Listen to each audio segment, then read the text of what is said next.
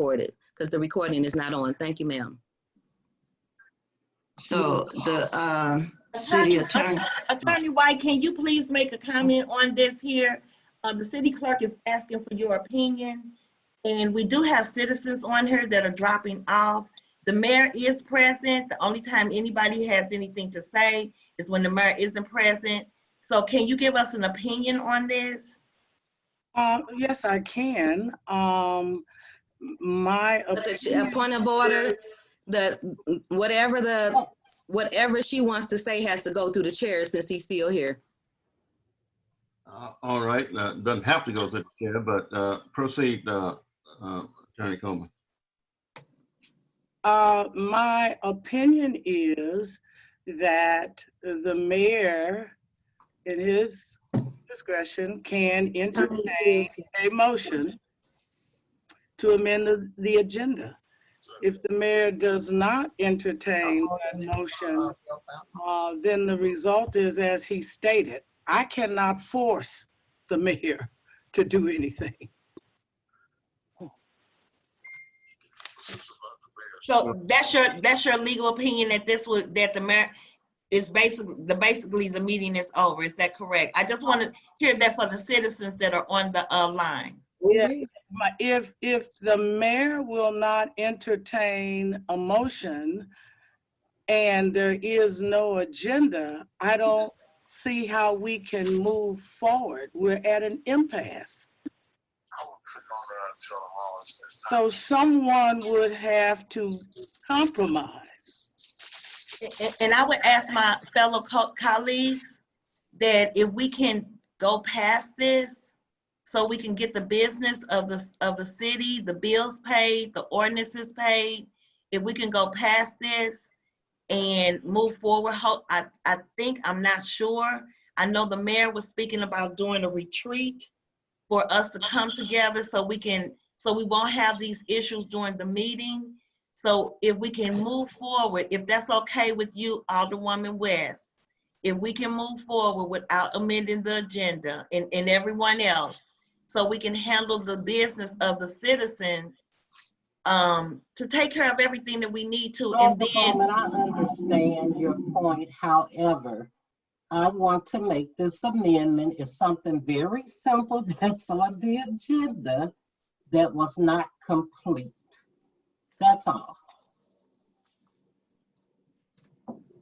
Then at this point, we would need those persons who voted to not to approve the agenda to rescind that vote. You ain't heard nothing. I will hear it.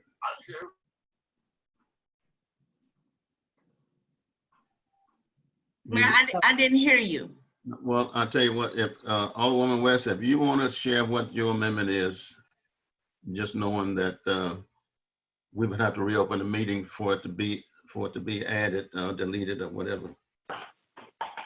We never voted to end the meeting. You voted down the agenda that ended the meeting. But we never voted, Mayor, to end the meeting. You chose to do so. So the amendment I would like to make is to remove Bill number 2592, an ordinance amending Chapter 19 of the Bellefonte Neighbors City Code relating to offenses against public peace and safety.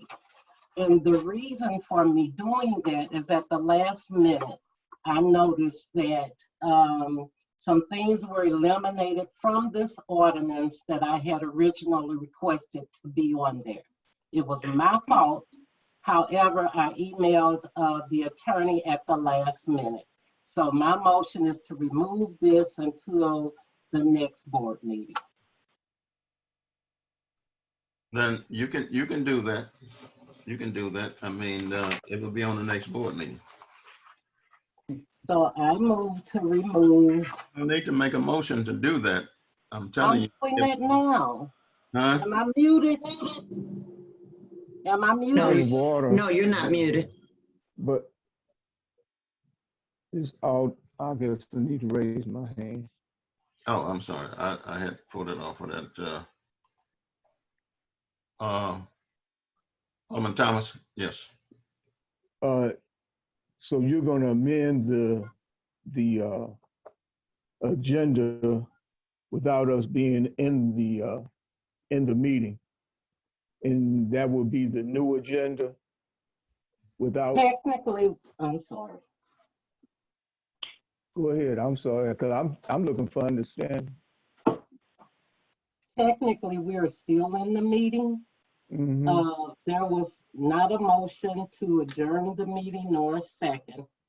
And so I am amending the agenda to remove bill number 2592, an ordinance amending chapter 19 of the Bell Fountain Neighbors City Code relating to offenses against public peace and safety. That is my motion. Okay, then I'm saying to you that you want it on the next agenda, right? Yes, Second, sir. Then it will be on the next agenda. Thank you. Do I have a second? I need a second. You don't need to vote on it. I just told you second. where it's gonna be. Point of order, Mayor. That's a part of Robert Rules of Order. Oh, just, You know. I Right. thought you, second,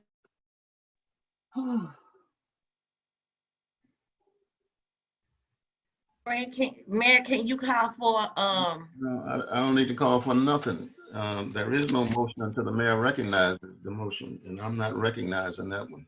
oh, Lord. Go study Robert's Rules of Order. You're not recognizing the motion I just made about the, I'm granting you what you asked for. You want it on the next agenda, and I'm telling you it's going to be on there. but okay, I'm not gonna belabor. I'm just not. Mayor, this is Dorothy. As a point of clarification, am I understanding Alderwoman West's motion to be to amend the agenda to remove bill number 2020? 2592. Also to encompass the approval of the agenda. I needed clarification from Alderwoman West. So my original motion was to amend the agenda. Mayor said he was not going to honor it. So therefore, I voted against the agenda as it was presented. So he wanted to end the meeting because we did not vote on the agenda, but nobody ever made a motion to that effect or made a second to that effect. So what I am merely trying to do is remove this bill until you and I have a chance to add those things back into the bill that I emailed you about this afternoon. Right. And that's granted. You don't need a motion for that. I will grant you the opportunity to do that. But yes, sir, we do need a motion. we do need a motion. We don't need a motion. You don't need a motion to adjust your bill. All you do is adjust it, and I will put it on the next agenda, whether it be voted up or down. Okay, I'm not going to belabor this any longer. So, Point of information, Mayor, were you exiting the meeting? No, I'm not exiting the meeting, but I'm adjourning. I got my hand up. Oh, Alderman Thomas. Yeah. So with that being said, I would like to make a motion that we accept the agenda with the correction for not deleting, but postponing 2592 until the next board meeting. Alderwoman West, I second. All right. Now, does everybody understand the motion? yes, All right. Call the roll, Madam Clerk. I I have one other question, Mayor. I have my hand up. Okay. Alderman Reed. So, one, can Alderman Thomas write his motion in the chat And two, you wouldn't accept that same motion from Alderwoman West, but you accept it from Alderman Thomas. I'm telling Alderwoman She West didn't make, I'm granting her wishes on this amendment. She wanted to readjust it to make some kind of adjustments to it and put on the next meeting. And I'm telling her that she can do that. And she doesn't need a motion to do it. But we do have in our ordinance, our code of ordinances, that we follow Robert's Rules of Order. Mhm. But you're just gonna like ignore that? Is I'm that not- what I'm I'm not to ignoring understand? I'm not ignoring Robert's Rules of Order. I mean, I've been on this board for 2 years and 5 months now, and we have always approved and or amended the agenda, you know, per the Robert's Rules of Order. And this is the first night that you wouldn't allow that. And then Alderman Thomas makes the same motion, and you accept that one, but not when Alderwoman West wanted to make it. That's just, I wanted to understand that that's what you're doing. I'm granting her the same opportunity. is this discussion? This is Alderwoman West. I call for the question, please, What's your question? for the vote, sir. I beg your pardon? For the vote. Well, you got Alderwoman Reed questioning the vote. I understand there's debate going on, and what I am trying to do, and I apologize, everybody, I didn't know it was gonna create this kind of a problem. However, when I call for the question, all debate ends and the vote takes place. Well, your question has to be ruled on it, but I will, because it's your motion, not your motion, but it's your bill, then we will vote on it. That's so we can move along. So all in favor of the motion, roll call. Let's roll call it. Alderwoman West, Yes. Alderwoman Tapman, Yes. Alderwoman Reed, Yes. Alderman Carroll, Yes. Alderman Thomas, Yes. Alderman Christian, Yes. Alderwoman Dales, Yes. Alderwoman Avant Elliott. Yes. Oh, yes, Mayor. All right, so it's the motion passes. Now, is that all of the adjustment to the agenda that you wanted to do? Or anyone Yes, sir. else? Oh, Mayor, Alderwoman Elliott? okay, last board meeting, it was moved and properly accepted for the board to move forward with a group of individuals to facilitate an investigation on accounts payable. And it was omitted from the agenda, so it would have been public information that the board had approved for it to be on this agenda from the last one. So I would need to make a motion for just cause, and the just cause being that it was just a omission for that item to be excluded. So I don't know anything about that. I haven't seen that in writing, so I don't. well, we have our city clerk on the email on the line. She will be able to verify that that motion went forth for that to be on the agenda. It's not on the agenda. Well, I control the agenda, so. Well, no, a motion to add things control what's on the agenda, Mayor. And that was accepted by the board last week. I don't know anything about that. I can't recall that. Alderwoman West? Alderwoman West, your hand is up.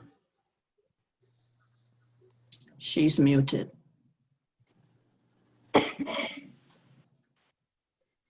As a point of order, we do need a final motion to accept the agenda as amended because per Alderman Thomas' motion, he just accepted to postpone the bill number, so we still have not had a motion to accept the agenda as amended.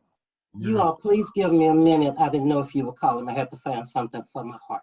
Yeah, you had your hand up, so I was recognizing. I make a motion to accept the agenda as amended with the discussion from Alderwoman Barbara West amendment, omitting the ordinance that she wants to take off the agenda. Can I please get a second so we can move forward? Alderwoman Tatman? I second. Was that who? Tatman? Okay, Yes. Yes. okay. As a point of order, Mayor, can she type that in the chat, because it was kind of all over the place?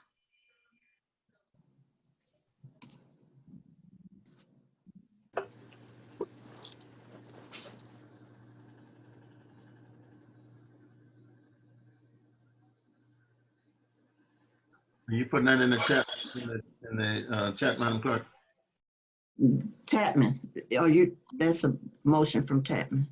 No, I second the motion. The original motion came from Alderwoman A Dales. motion to accept the post, oh, Dales, you have to type your motion. I can't type your motion.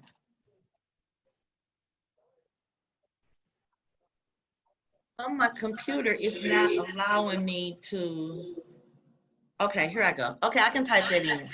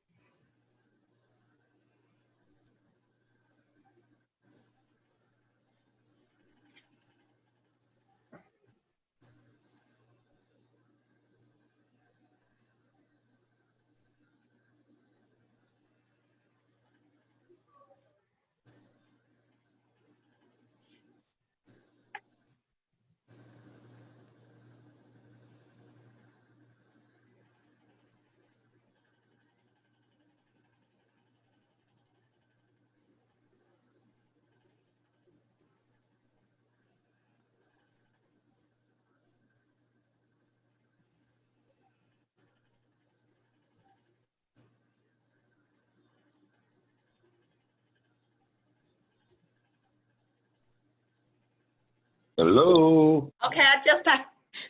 I'm sorry, I had to type it in. And I'm going, okay, there we go.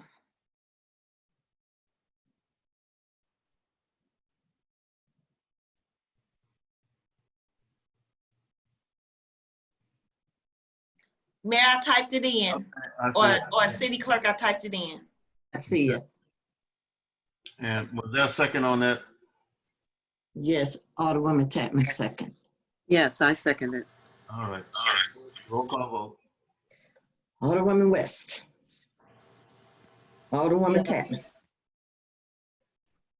Alderwoman Yes. Reed. Yeah. Alderman Carroll. No. No, okay. Alderman Thomas. Yes. Alderman McChristian. Yes. Alderwoman Dales. Yes. Alderwoman Avant Elliott. No. Mayor, you have 6 yes and 2 no. Okay, so the motion carries. So if I could get, let's see. Okay, that motion was to accept the agenda as amended. Okay then. Yes. So then we can proceed with the meeting with this agenda. Presentation of unapproved minutes, H6 regular. Is there a motion to approve? I just raised my hand, Mayor. Oh, I'm sorry. Go right ahead. I would like to make a motion to approve the presentation of the unapproved minutes, August 6th, 2020 of the regular meeting. Is there a second? Alderwoman West second. All in favor of the motion, say aye. Aye. Aye. Point of order, Mayor, is at the discussion. Oh.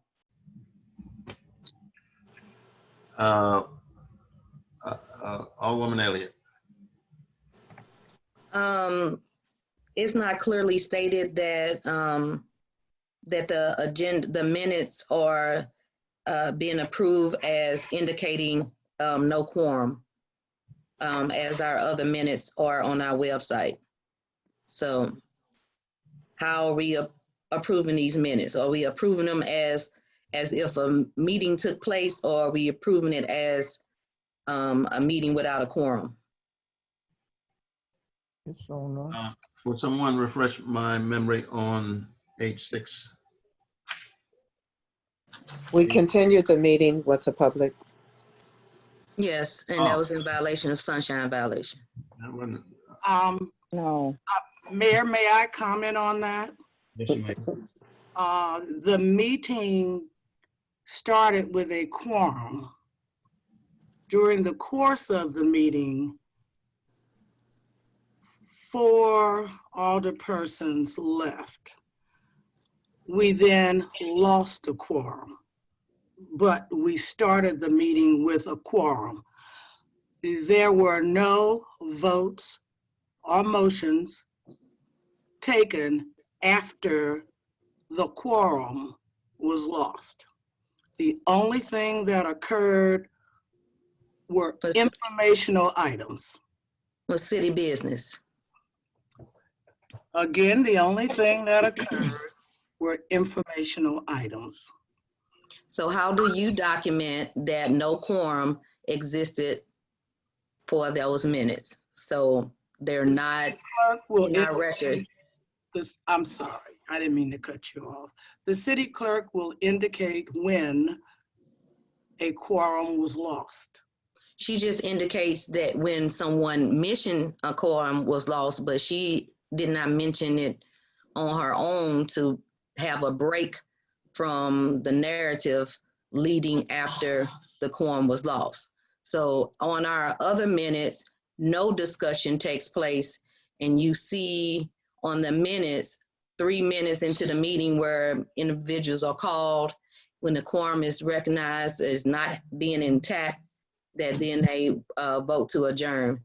This meeting didn't adjourn until, several time later, much later. So Didn't adjourn because the meeting started with a quorum and we knew we couldn't vote on anything, but that did not negate the fact that we could have discussion on the rest of the agenda. And that's what we did. And when we ended the agenda, we adjourned without taking a vote. Okay. Mayor, may I? This is the city clerk. Yes, please. Okay, what I did on the minutes for August 6th is up until the point that an alderman stated that there was no quorum. And when he stated that, it's noted on the minutes here.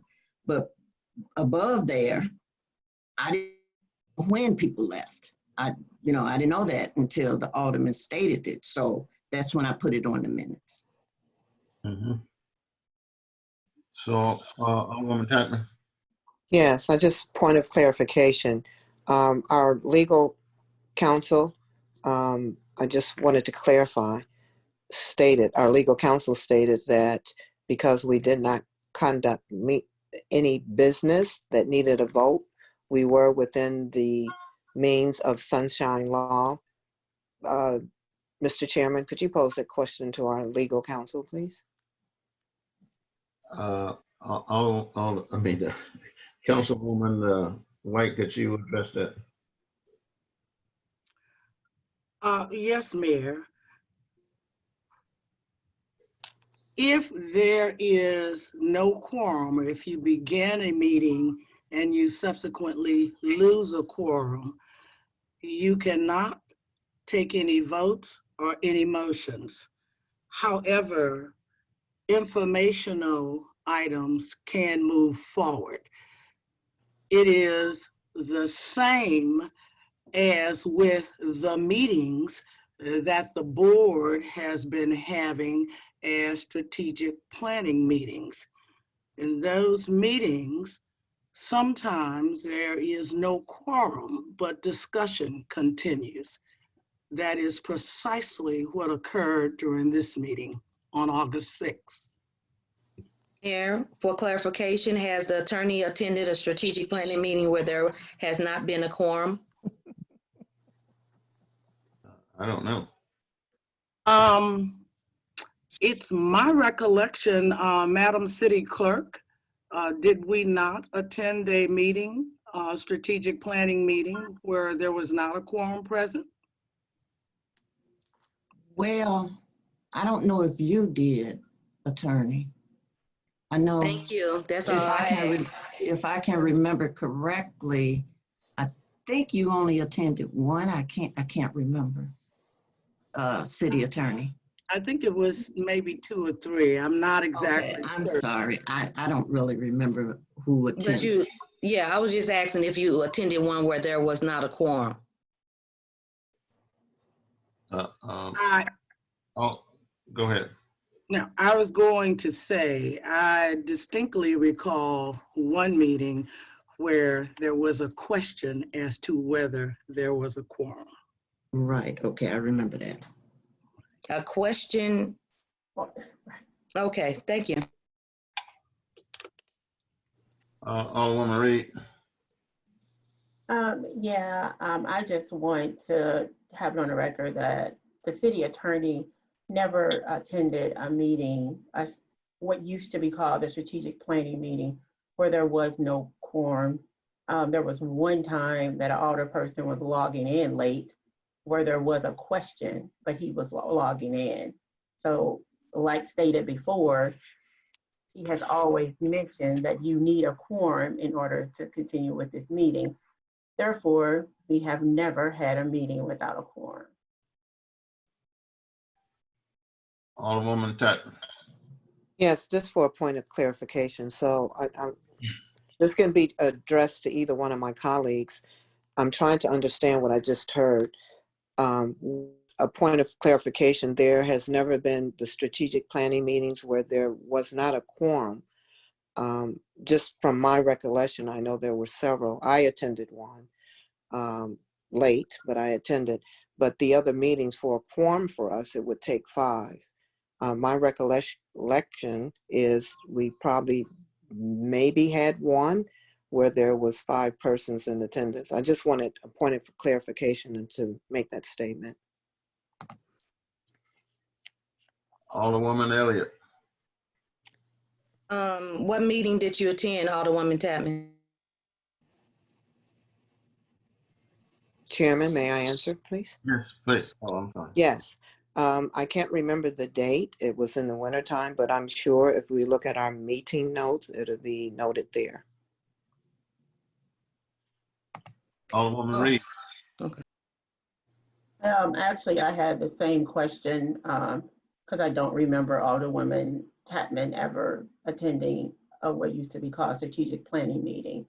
So if she only attended one, I would assume you would know that one meeting that you ever attended on a second Thursday, but that's just interesting. Yes, it is. And it'll be clarified I'm through sorry. well, we I didn't had keep talked. minutes for those. I'm sorry. Go ahead. I apologize. Go ahead. I see one hand up, and that's Alderwoman Elliott. No, sir, I had nothing further. The majority of our meetings, we have had consistently 3 alder people and the mayor in non-attendance. So as far as that particular strategic planning meeting that had been voted on by everybody on the board, the attorney cannot attest to attending one without a quorum because she made a point of asking each time. There has been in the past where individuals, there was not a quorum and no city business was discussed at that time. Alderwoman Chapman. Oh, no, sir. I'm sorry. I just didn't want to belabor this. I was just going to make a motion that we continue with the meeting with the agenda that we have. All right. That was a motion already on the floor, wasn't it? Motion and seconded that we would Yes, continue sir. the adjustments. All right, then call the roll, Madam Clerk. On the clarification, Mayor, What's the- someone needs to type the motion. They were making a motion to accept the minutes. This is where the question and the discussion came from. So I think our previous alderperson is might be confused. We were on the approval of the meeting from the 6th. And the reason why I mentioned concerns about a quorum, because when I reviewed the video, there was only 3 people who did a yay for the minutes before. So that was an indication that either a quorum did not exist prior to it being noted by the alderperson, or only 3 people participated in the voting during that time. So it may be something that's of question later that we may have to address. You mean on the 6th? Are you talking about the 6th? Yes, sir.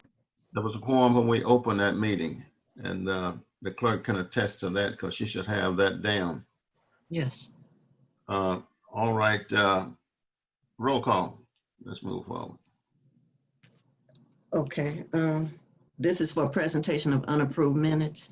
Alderwoman West, No. Alderwoman Tapman, Yes. Alderwoman Reed, No. Alderman Carroll, No. Alderman Thomas, Yes. Alderman Christian, Yes. Alderwoman Dales, Yes. and Alderwoman Avant Elliott. No. Okay. You have 4 yes and 4 no, Mayor. Then we will proceed. I vote yes. All right, these have been approved. Meeting is open to the public for 3 minutes each, please. You may, Point of order, Mayor. I think you just indicated that the minutes were approved and that would have been an incorrect vote. why? The city clerk can share with. Wait a minute, why? West. There's a 4-4 tie, wasn't it? Yes. Yes. It's a 4-4 tie. Well, what is your point of order? So are you breaking the tie? What you have to be? Yeah. Excuse me? I'm said- sorry. He indicated that he was breaking the tie. I got it, yeah. Yeah, I broke the Oh, tie. And then Okay, I didn't hear him make that statement. That's why I was asking. He did. I'm sorry. Yeah, he did. Thank you. I'm talking to the chair. all right, meeting is now turned over to the public. 3 minutes each, please. May I have my hand on me? I call one of the residents after the first person speaks. Okay, that's Okay. fine. Hello. This is Kathy Mason at 1013 Donnell Avenue. I just want to make you all aware that you argued for 40 minutes on this, whether or not you're going to have the meeting, whether you're going to accept the agenda. This is crazy.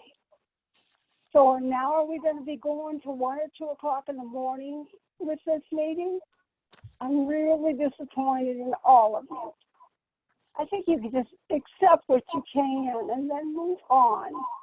Thank you. Thank you. I have the gentleman on the line, Mayor. Proceed. Go ahead. I'm sorry. Okay. Okay, sir, I need you to state your name and your address and make your comment. Can you talk up a little louder? Can you all hear him? I can. No. No. Okay, they can't hear you. So No, sir, I'm sorry, they can't hear you. I'll Maybe if try you one put more your, time. Can you hear now? Is he talking? do you have your phone on speaker, Alderwoman Dales? Oh, I'm sorry, that's my fault. Okay, go ahead. Can you hear him now? No.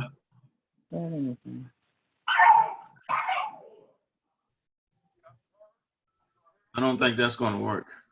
Okay, that's not gonna work. I'm sorry, no, sir. But I can give can I give his name in this comment? No, he has to make his own comment. I'm sorry, I can't give your name in your, Is there anyone else? Yes, hello. Hello? Go right ahead. Yes, this is Anthony Green. Address is 9429 Dinky Drive. My question is specifically to the city engineer. It's as it relates to Fred M. Luth, the contractor who's doing the piping work for, I believe, either Missouri American Water or MSD. I'm not sure which one. I would like for him to clarify the type of supervision, control, and monitoring he's doing of the project. I know he has not retained them, but they are doing work that is within Bell Fountain Neighbors proper. It is affecting the flow of traffic and also the free-flowing ability to move in the area. So I want to know what type of work he is doing. Now, I have specifically called Fred M. Luth 5 times to get steel plates on the corner of Yorktown Drive and Waldorf Drive, and they have been placed down. But I have looked at my checking account from Bank of America, and I don't have a paycheck from City of Bell Fountain Neighbors. I'm not supposed to be calling Fred Luth 5 times to have those down. There should be other people, such as the city engineer, doing this job and not me doing it to make sure that happens. So I want to know, again, what is the nature and extent of his supervision and monitoring control of the project to make sure that steel plates are being put down where they need to be put down. I would like to know which individuals at Fred M. Luth particularly he is talking to on an ongoing basis. What are the results of those discussions and how are they vetting out? And also what type of corrective action Fred M. Luth plans to take along with the City of Bell Fountain Neighbors and ensuring this project is completed more timely since we're already 2 months behind. So these are very important questions. I would love to hear his involvement, again, his supervision, monitoring, and control of this process. And that really is my question. Thank you very much. All right. I want the engineer to address that when it's time comes so that we don't take up all of the time from other residents who might want to speak. But hold that question so you can address it when you call. Anyone else? My name is Wanda Lane. I'm in the 9900 block of Martindale. You know, Miss Mason pretty much summed up part of what I was going to say. The environment is toxic, and it's very dispiriting for the citizens to tolerate this meeting after meeting. Regarding to the strategic planning meetings that really were illegal meetings to have, I noticed that there were no meeting minutes. And I submitted a sunshine request to the city attorney for the meeting minutes. I only received one, and I asked why was there only one, and her response is, unless there is a quorum at the meeting, I don't have to take minutes. So there's only one set of minutes that I have, and I know I listened to many of them, and there was never a quorum at that meeting, and there was continuous discussion on city business. Speaking of the city clerk, I think it's very disrespectful. The part of the conversation that happened at the last minute where there was discussion about her position and the city treasurer position, those are traditionally done in a closed meeting. The board can discuss publicly personnel issues if there is an agreement, meaning a motion made to discuss publicly personnel issues. But that was very out of line and very disrespectful to the citizen. The other issues that I had to do with that resolution, but I think all that stuff is still up for question. I know I have submitted a complaint to the Missouri Attorney General's office, so I'm waiting on a response from them before I say anything about that. Thank you, Mayor. Thank you. Anyone else? Yes. This is Peg Warnes at 10030 Crete Drive. Mm-hmm. I would like to thank former Second Ward Alderperson Michael Weezy, Alderperson Reed from the Second Ward, and Alderperson West from the First Ward. Pat Barrett, who is the chairperson of Planning and Zoning, Lieutenant Mike Bollinger and Officer Brian Coleman of our police department, the Bellefonte Neighbors Street Department, and the residents of Crete Drive for their work to close Cabot Drive. What we closed was the entrance to the Bissell Hill Shopping Center. On May 12th, 2020, the residents of Crete Drive called a meeting to discuss the problems occurring at the shopping center, mainly speeding, drug sales, drug use, shoplifting, loitering, and shootings. The residents wrote down their concerns, and these concerns were compiled and sent to everyone before the meeting. Lieutenant Bollinger was able to gather police data to contribute to the discussion.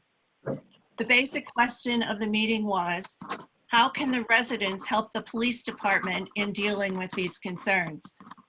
Based on the collected and shared input, it was discussed and decided to have Lieutenant Bollinger and Michael Weezy consult Chief Eiler about closing the Cabot Drive entrance to the shopping center.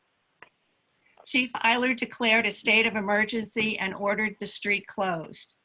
3 months later, the barriers have been approved by the Board of Alderpersons, and the barriers are in place. There are a few details to attend to, and then the project will be completed. Although not every resident could attend the initial meeting, every resident on Crete Drive was consulted and informed. The barriers have caused some inconveniences, but that's okay. It is still too early to decide how effective the barriers will be, but the residents feel as if they are helping the police solve some of our problems. Thank you to the Board of Alderpersons for approving this project. That's all. Thank you. Anyone else? This is Blaine Lillard. Can you guys hear me? Yes. All right, this is Blaine Lillard. I'm down on the south end, 1010 Oren Drive. I'm calling with the same concerns with the barriers that we were talking about, that we heard about supposed to be put up, helping us with the crime and the drug dealing down on this end. So moving forward, can you guys tell us what's the discussion, what's going on, what can help with this, with the South End community? We're not having as much problems, but as far as the traffic, the speeding coming through our neighborhoods, it will really help. So what are you guys doing going forward with this particular project? Well, that is being discussed. I think you may get some answers to that later on the agenda. Okay. Okay, thank you. Thank you. Anyone else?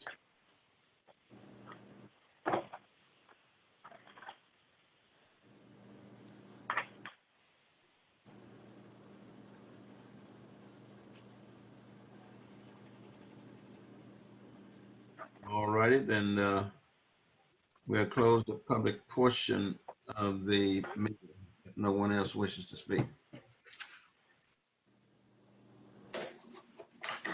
Next, the treasurer's report. Is the treasurer on? Okay. Guess he's not. Approval of invoices over 500. Mute.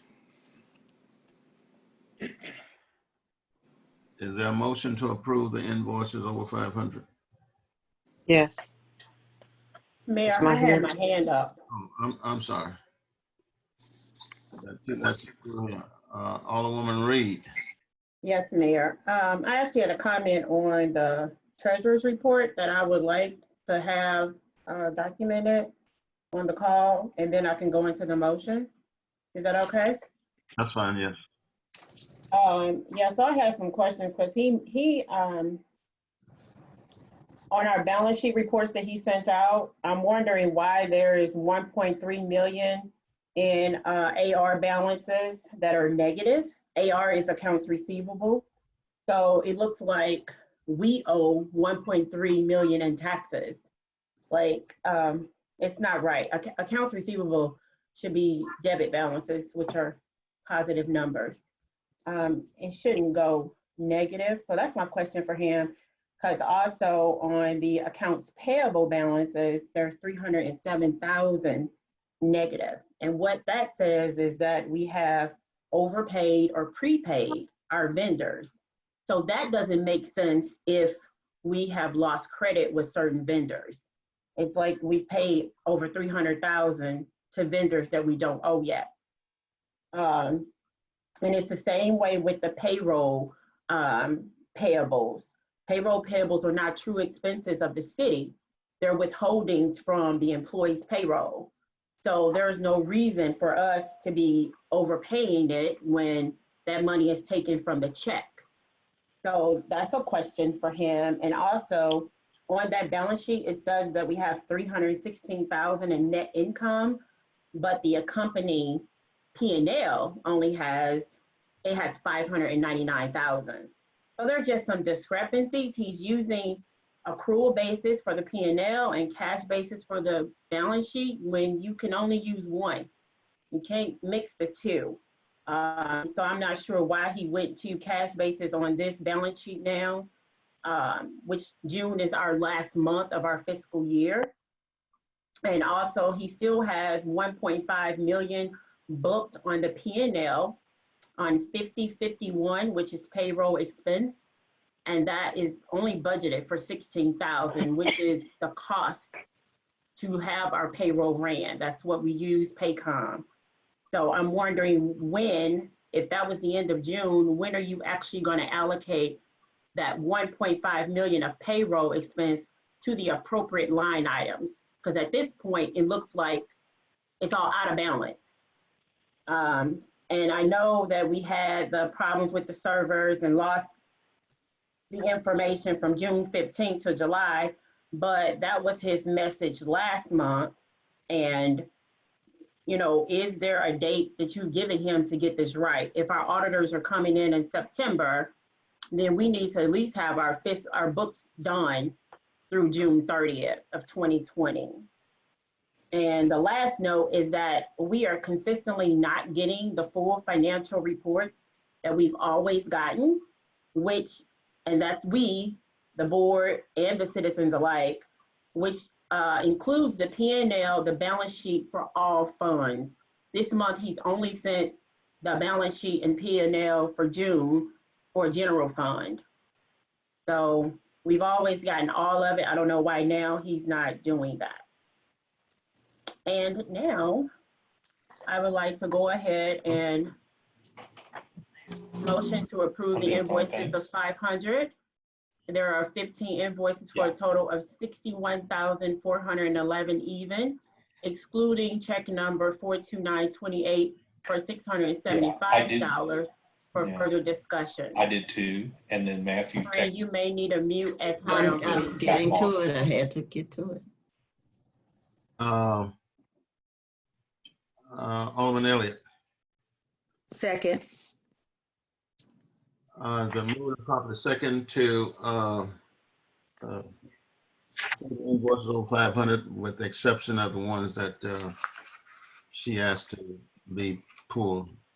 Point of order, Mayor, could she put it in the chat? Could you read it as stated?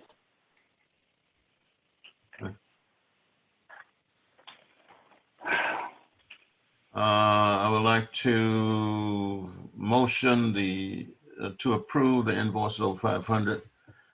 There are 15 invoices for a total of 61,411, including check number 42928 for $675. Further discussion. And it's been moved and properly second. Roll call vote, please. Alderwoman West. I believe Mary said including instead of excluding. Did I misunderstand something? Excluded. Okay, yes. Okay, Alderwoman Tapman, Yes. Alderwoman Reed, Yes. Alderman Carroll, Yes. Alderman Thomas, Yes. Alderman Christian, Yes. Alderwoman Dales, Yes. Alderwoman Avant Elliott. I have a point of order, Mayor. The question wasn't asked for discussion, and I did have a question. I'm sorry, this vote is about over with, so you're too late with your question. Well, she was in the middle. I have to call the point of order. You didn't give it the question for discussion, and I had a question about it. What's your vote? How many votes do we have, my dear? How far are we into the vote? We have 7 votes and she was the last one. And all the votes say yes. What is your problem again? I forgot what you said. I'm sorry. I had an inquiry because the question on the items was not entertained before you asked for a roll call. So in looking at the bills, we kind of talked about the cleaning services, and it's indicated as hazmat on there. And I'm still curious to, certifications or training that the person providing that service has. Is that some type of information you can provide to the board? And as indicated in the email, the previous person that was cleaning made $13 an hour, but based on the, I guess instead of getting billed through an invoice or timesheet is being submitted, and the person will be making $27 an hour without any prior knowledge of their cleaning experiences. Is there any information you can provide the board to that person's expertise to clean, so that we would know if we need to hire a professional cleaner to ensure the safety and health of the workers?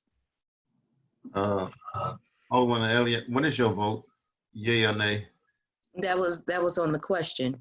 You just asked me what my question was. You to vote now. I gave you Oh, the you don't. state Oh, it. you don't. I'm sorry. I gave you the opportunity to state it, and I shouldn't have done that, but I did. So what is your vote? Oh, you don't have a response? I can get your response, but right now we voting on this motion. And Okay, well, thank you for acknowledging that you will get it. Yes. Oh, yes, Mayor. Okay. City collector's report.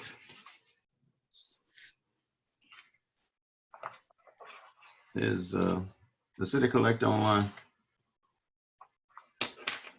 Well, she was here. She probably hung up earlier when the agenda wasn't passed.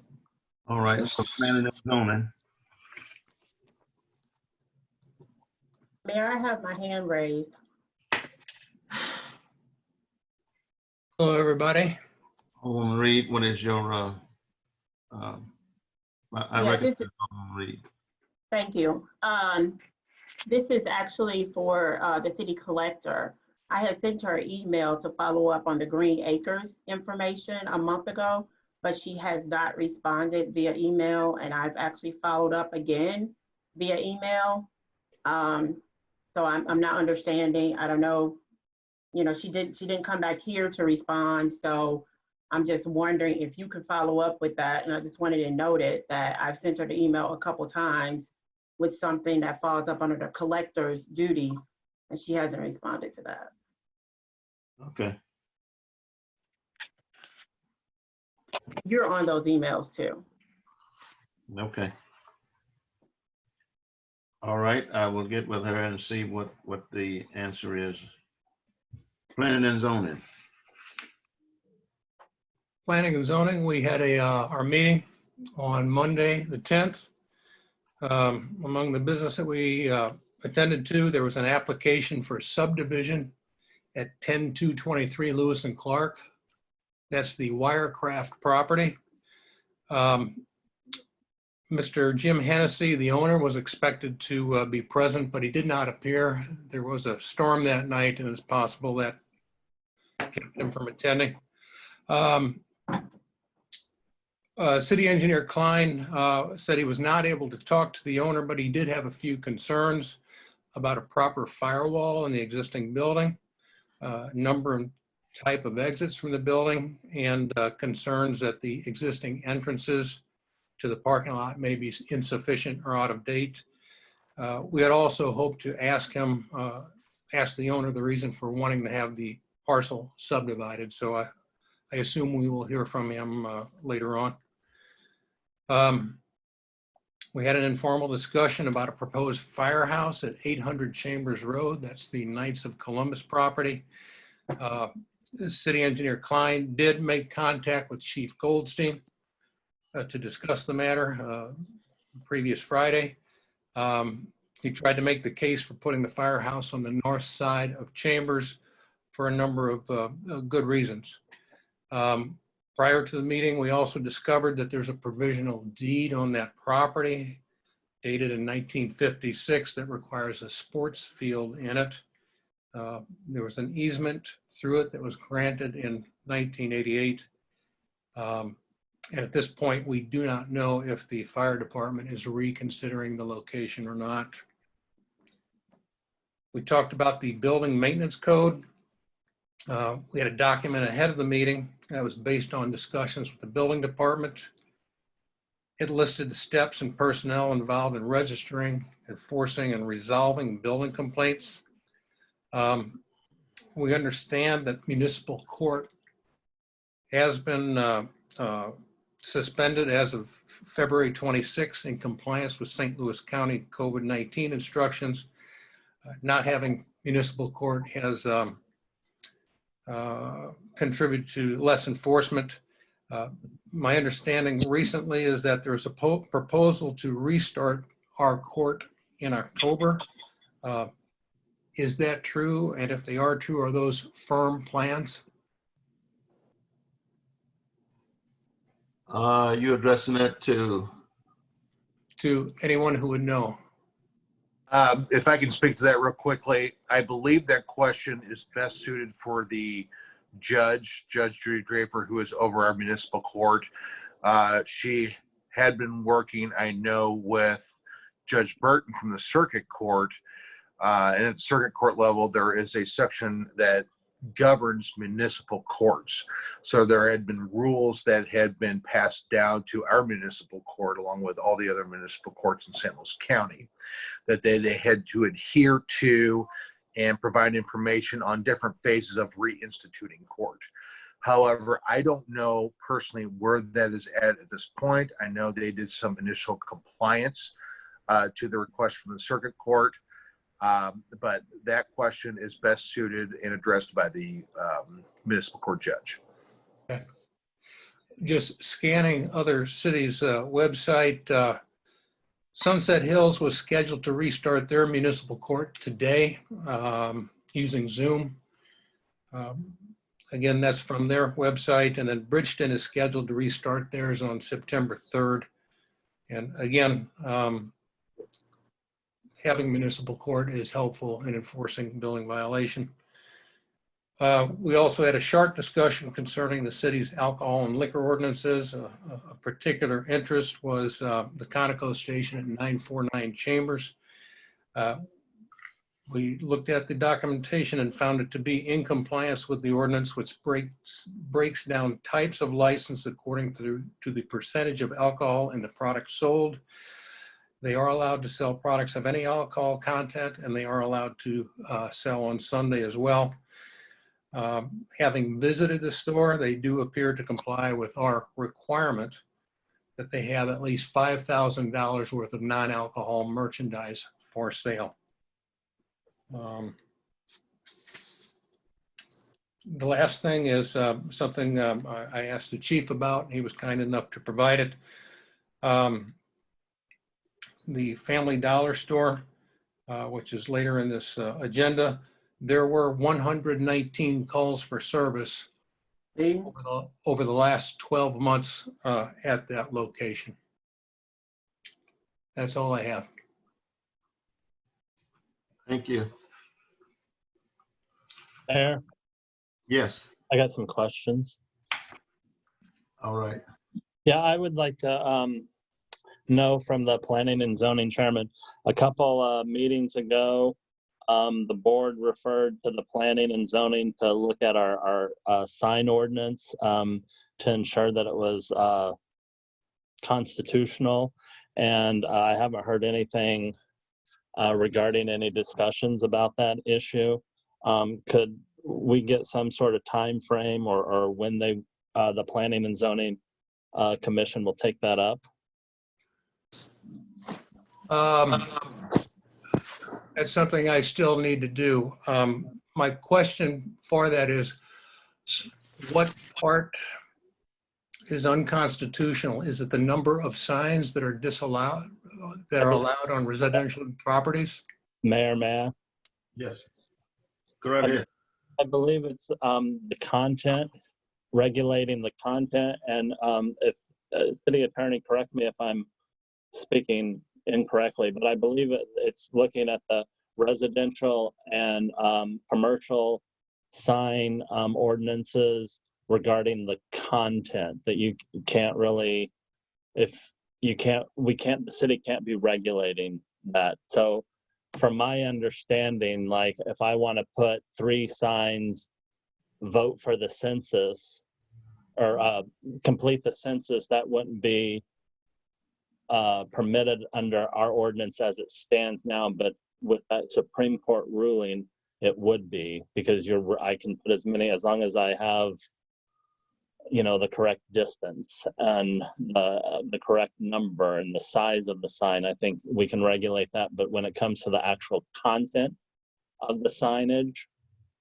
I believe that we can't be, our ordinances conflict with that. In terms of content, the only thing that we regulate that way is, one, if a house is sold, we can't put a sticker on there that says sold, and we can't name the name of the real estate agent who did it. I believe that's the only content that may fall under what you're talking about. Mayor, may I make a comment? Yes. So the sign ordinance actually issue came to light a few years back during an election period where I received a complaint about election signs at polling places. And the issue was that there were multiple signs campaigning for the same issue and or person at one place, which our current ordinance prohibits. I called the elections committee from St. Louis County. They had told me that the municipality regulates those issues, and I called our city attorney, who in turn told me that our ordinance that governs political signage and signage in general was unconstitutional. I brought that matter before the board a few years ago, and it's been kind of dragging on ever since. Now, I don't give legal opinions from an attorney's standpoint, only from a law enforcement standpoint, but that was the issue that prompted all of this. Okay. And if I could add to that, Mayor, Alderman Carroll brought this discussion up in one of our meetings also, and it flowed from some recent court opinions, and we referenced the fact that there was an Eighth Circuit opinion as well that spoke to the issue of the inability to regulate content. And the discussion ensued that there was a need probably to review city ordinances to make sure that there was no problem in that respect. All right. Thank you. I have one final question. Okay. I would like to know from the planning and zoning chairman, a couple meetings ago, he was under the impression that the Board of Aldermen have to approve a business license. And I was kind of curious as to where he got that information.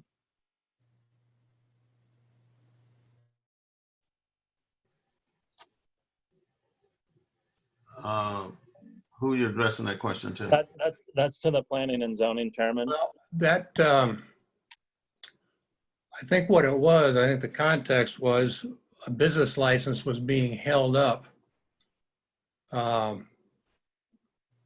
because the board, perhaps one or more members, not the whole board, wanted the people, in this case, Trimark Metals, to appear before them. And no, they don't have to appear before them. All right, thank you. Alderwoman Chapman. Alderwoman Chapman. Oh, I'm sorry. I didn't hear it with Smotto. I just had one question for our chair. May I ask? Yes, please.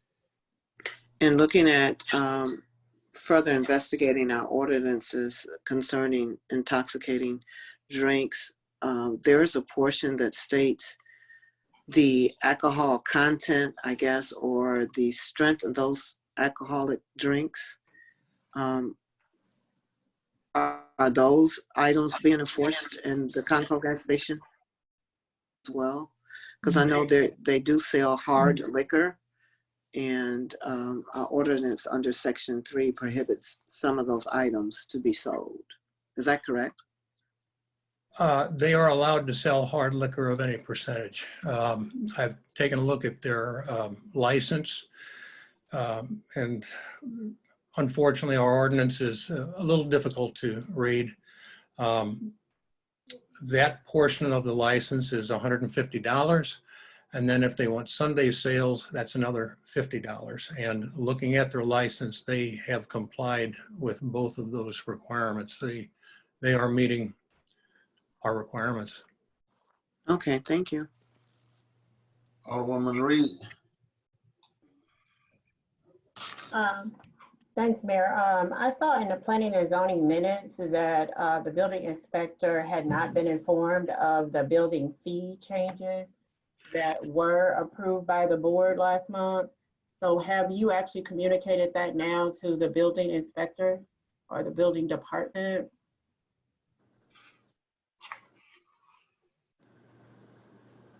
Mayor? If I could respond? Yes, please. I did check with the building department a couple of weeks ago, and they are using the new fee schedule. Okay, thanks, Pat. Anyone else?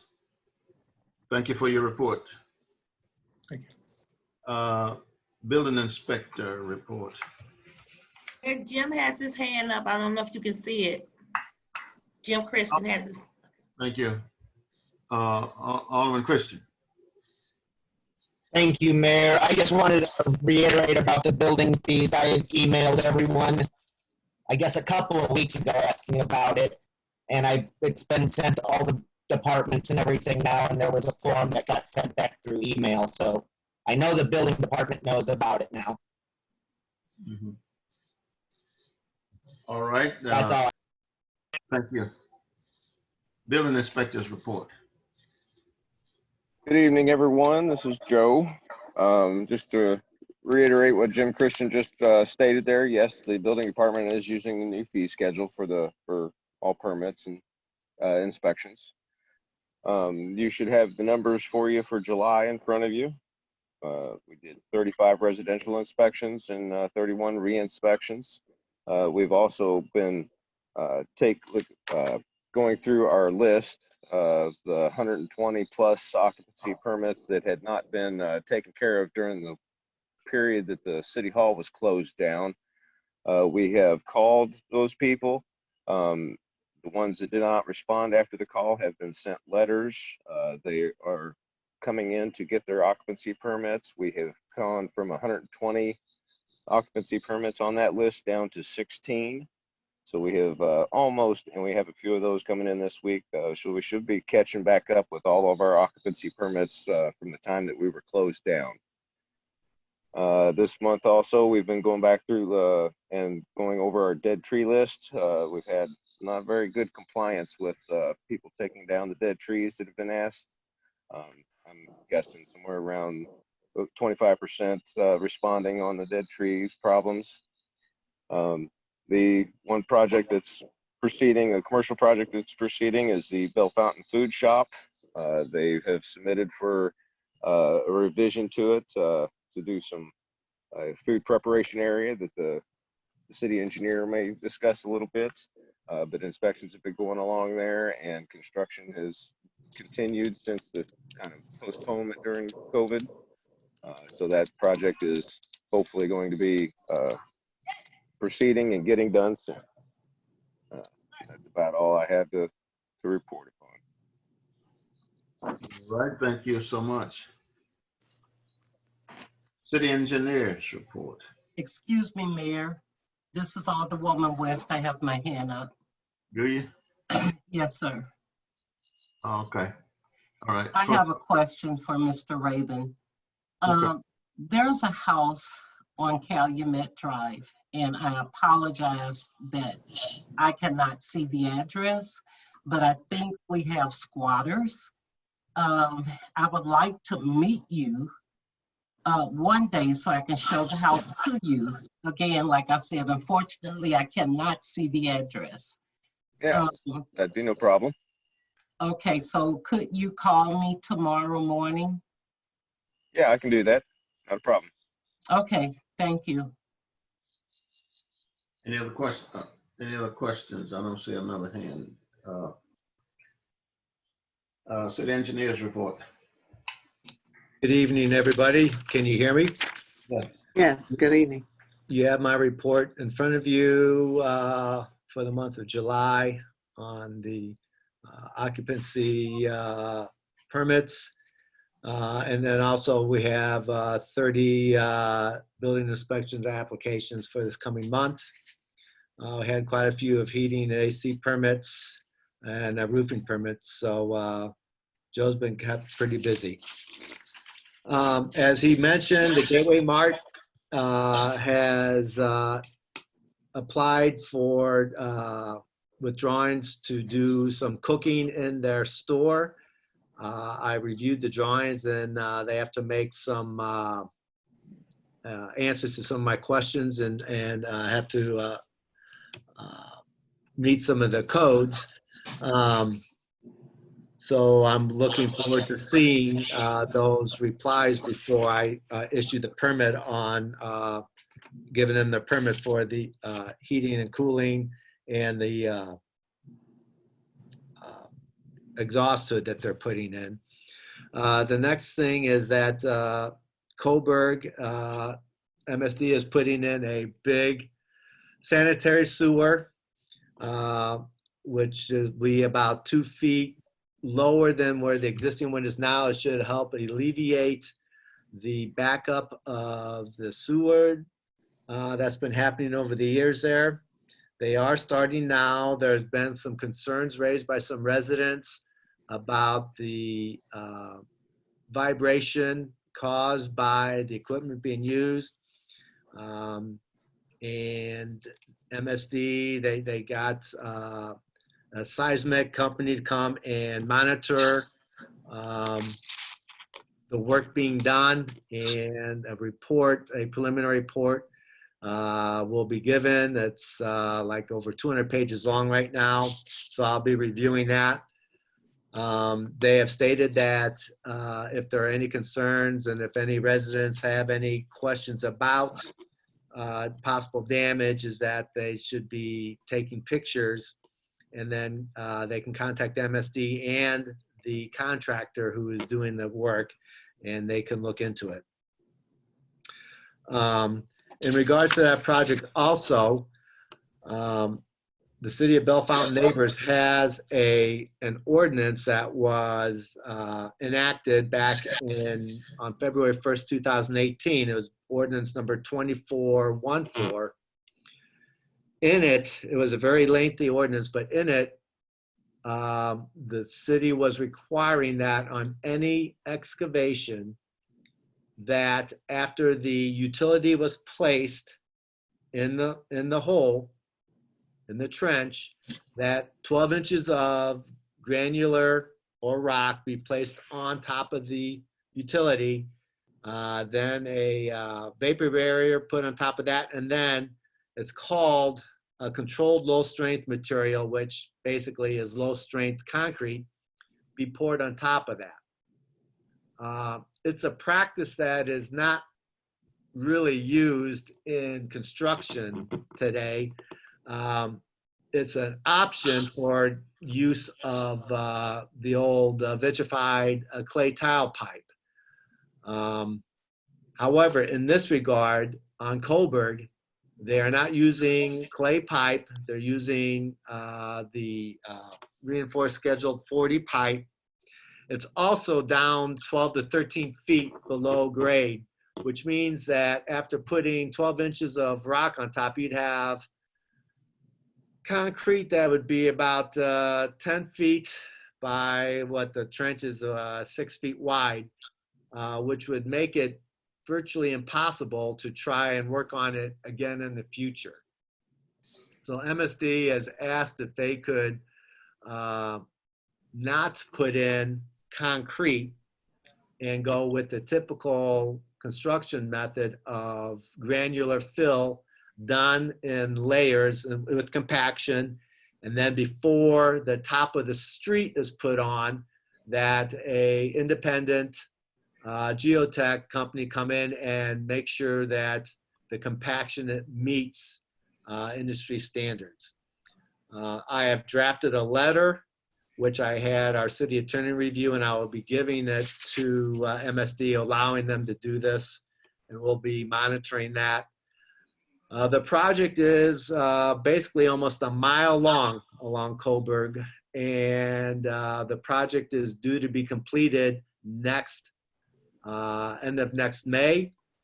I will be, and Joe, when he has time, will be meeting with them monthly to review the status of the project, to see where they are at, to keep everybody informed. I know that the contractor has been sending letters to people when he'll be in front of their house so that they can make their changes that they need to do, and he's been working with them on that. We also have another project going on that I know seems to be going on forever. It's along Waldorf, Yorktown, Hardin, and Bluegrass. It's St. Louis County Water. And I contacted the project supervisor for the contractor that is handling that. That's Luth, Fred M. Luth. And he responded, I said, we need to get this finished. And he responded that due to COVID, they were replacing numerous, they were replacing lines, and that because of water being critical for hand washing, there were several old mains that had to remain during this time. They were able to kind of like do a temporary tap to keep those going. Now that the COVID has kind of changed, I know this always seems to be in flux, they have 4 connections to make, which are going to be starting tomorrow and hope to complete next week. There are 4 mains. And then after that is when they will come in, and the asphalt contractor should be starting the week of August 31st to get everything cleaned up. He apologizes for the inconvenience, but the COVID has just made things pretty difficult for them and how they handle things.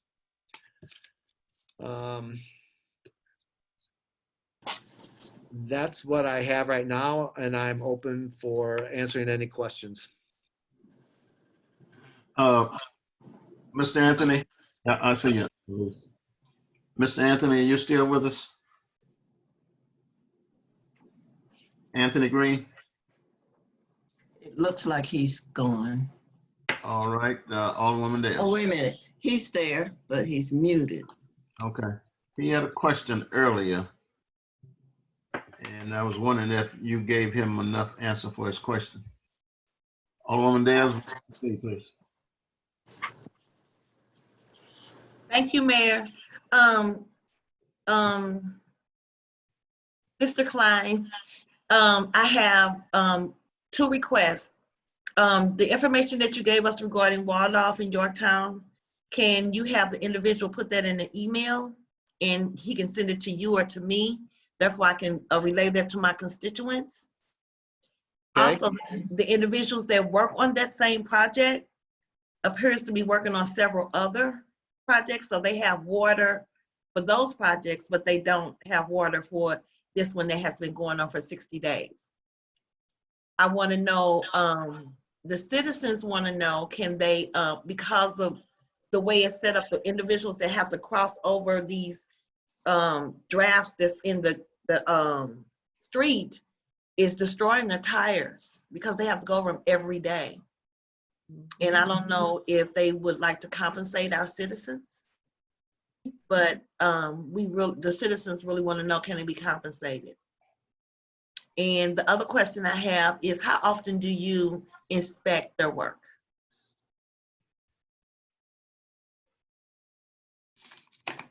I have not inspected that. I'll be honest, I have not inspected that one, no. Is there a reason why? I've talked with Joe, and Joe, first of all, that's on St. Louis County Water. To do that, I have driven by some other sites to check, but I have not done that one, and I can go check that. That would be good. However, they've already put it back, and it's been going on since June. And we've had photos taken of those as they've been proceeding along, and which we have documentation on, and also how they are putting back the streets with the reinforcing and stuff. So we have been getting those from them. I hear what you're saying, but I have to answer to my citizens in Ward 4. Okay. And the question is, if we have a city engineer, why is he not inspecting what is going on in front of our property in the city of Bellefonte Neighbors? And I'll just tell them, you have photos, but that is something that I have to answer to the citizens over in Ward 4. And Mayor, I just texted Anthony and told him that he can get back on. I don't know if he will or not, but okay, thank you. Alderwoman Elliott. Yes, Klein, I think I inquired about this through email for an update. I had an ongoing inquiry about that plat that was signed, that was stated that it should have been board approved. Did you ever find out any information about what that was? Because we never got the details of what the property was or anything, unless the mayor know it was something that it was just stated that it should have been approved, but I have no knowledge of what it was exactly. Do you ever get some information about what that was? Not all the way, but that was from about a year ago on the zoning for the out parcel of that church. So you said it was the out parcel of the church? If that's the one, yes. So do you have any knowledge of what would happen if we find that it's been approved and the city seal has been placed on it but not board approved? What happens to that property or the situation?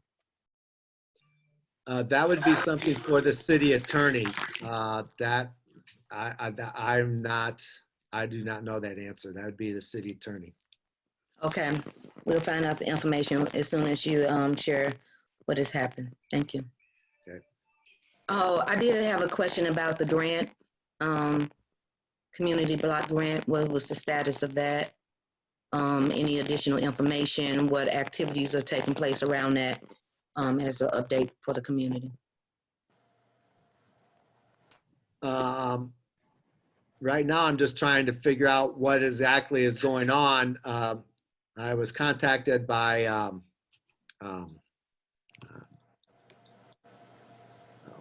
Robinson. Yes, and he was stating that Bell Fountain Neighbors is applying for the CDBG grant of, I'll call it 32,000 to assist with the coating, resurfacing of the outdoor pool. And I stated to him that usually the CDBG grants require that you have minimum 3 quotes to present, and that you have reached out to minority firms to have submitted or have the opportunity to submit. I am trying to find out and figure out what's going on. There's some people working on, Patrick and Michael Weiss, along with Martha and some of the others, on what they're trying to do to get the outdoor pool back up and running for next year. I just, if we can, I think with the CDBG grant, if we say that it's going to be used to help towards that, the resurfacing and updating of the pool, that should work. But I'm thinking that they're going to still want to at least see that we've gotten 3 different bids from contractors. Mayor, Yes. for clarification, have you told Rodney Robertson that he has been given any permission to do anything with that grant? Because I know he has reported before, and we was wondering, why he had reported. Had you provided him any statement that approved him to move forward with something and we are not aware of? Well, you broke up on me, but compensation, I think you said something about compensation. No, I was just asking, had you shared with him that the board approved him to do anything with that grant or anything related to it? Because we hadn't talked about it, so I'm just trying to get clarification, because when I inquired about this before, our city engineer was disconnected with any knowledge about it. So I'm trying to clear up what is going on so we can know how to address it going forward. So has Rodney been informed of any requests to move forward with anything related to the city that we're not aware of? That's why I'm asking clarification. Yes, I gave him, after the board approved him and Weiss Company, that I spoke to him about looking at grants to do that outdoor pool and other related issues. But no conversation was discussed. Oh, are you aware that we did not approve that? I'm aware that the board approved him and the other company that I named, Weiss. No, that's why I'm giving you the clarification that we had not. So that may be the concern.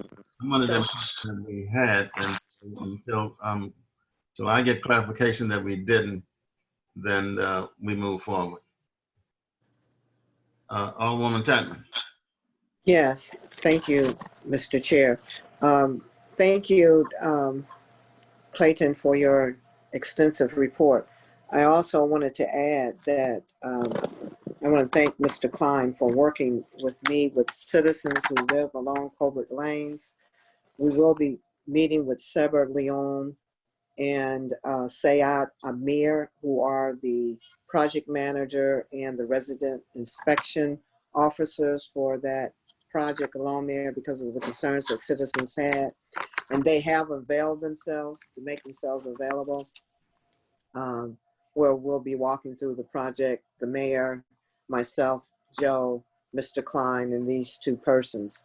So if there's any other citizens on the line who want to participate in that as well. So I want to thank our engineer to being available and pushing the needle to make sure that our citizens are protected and they have a full understanding on what may or may not be happening to their homes, because there have been some incidents on that project. They have corrected them, but nevertheless, there's still some potential things that could happen. And so that was my comment. Okay. Alderwoman Reed.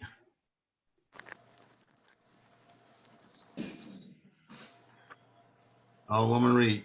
Sorry. Thanks, Mayor. I had to unmute.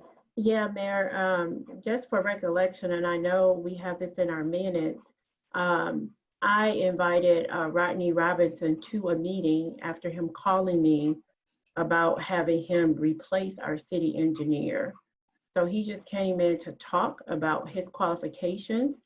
And on that same day, Alderwoman Dales had invited the Weiss group, if I'm saying it right, or Weiss group, to come in and give a presentation on what they would do for street and or park projects.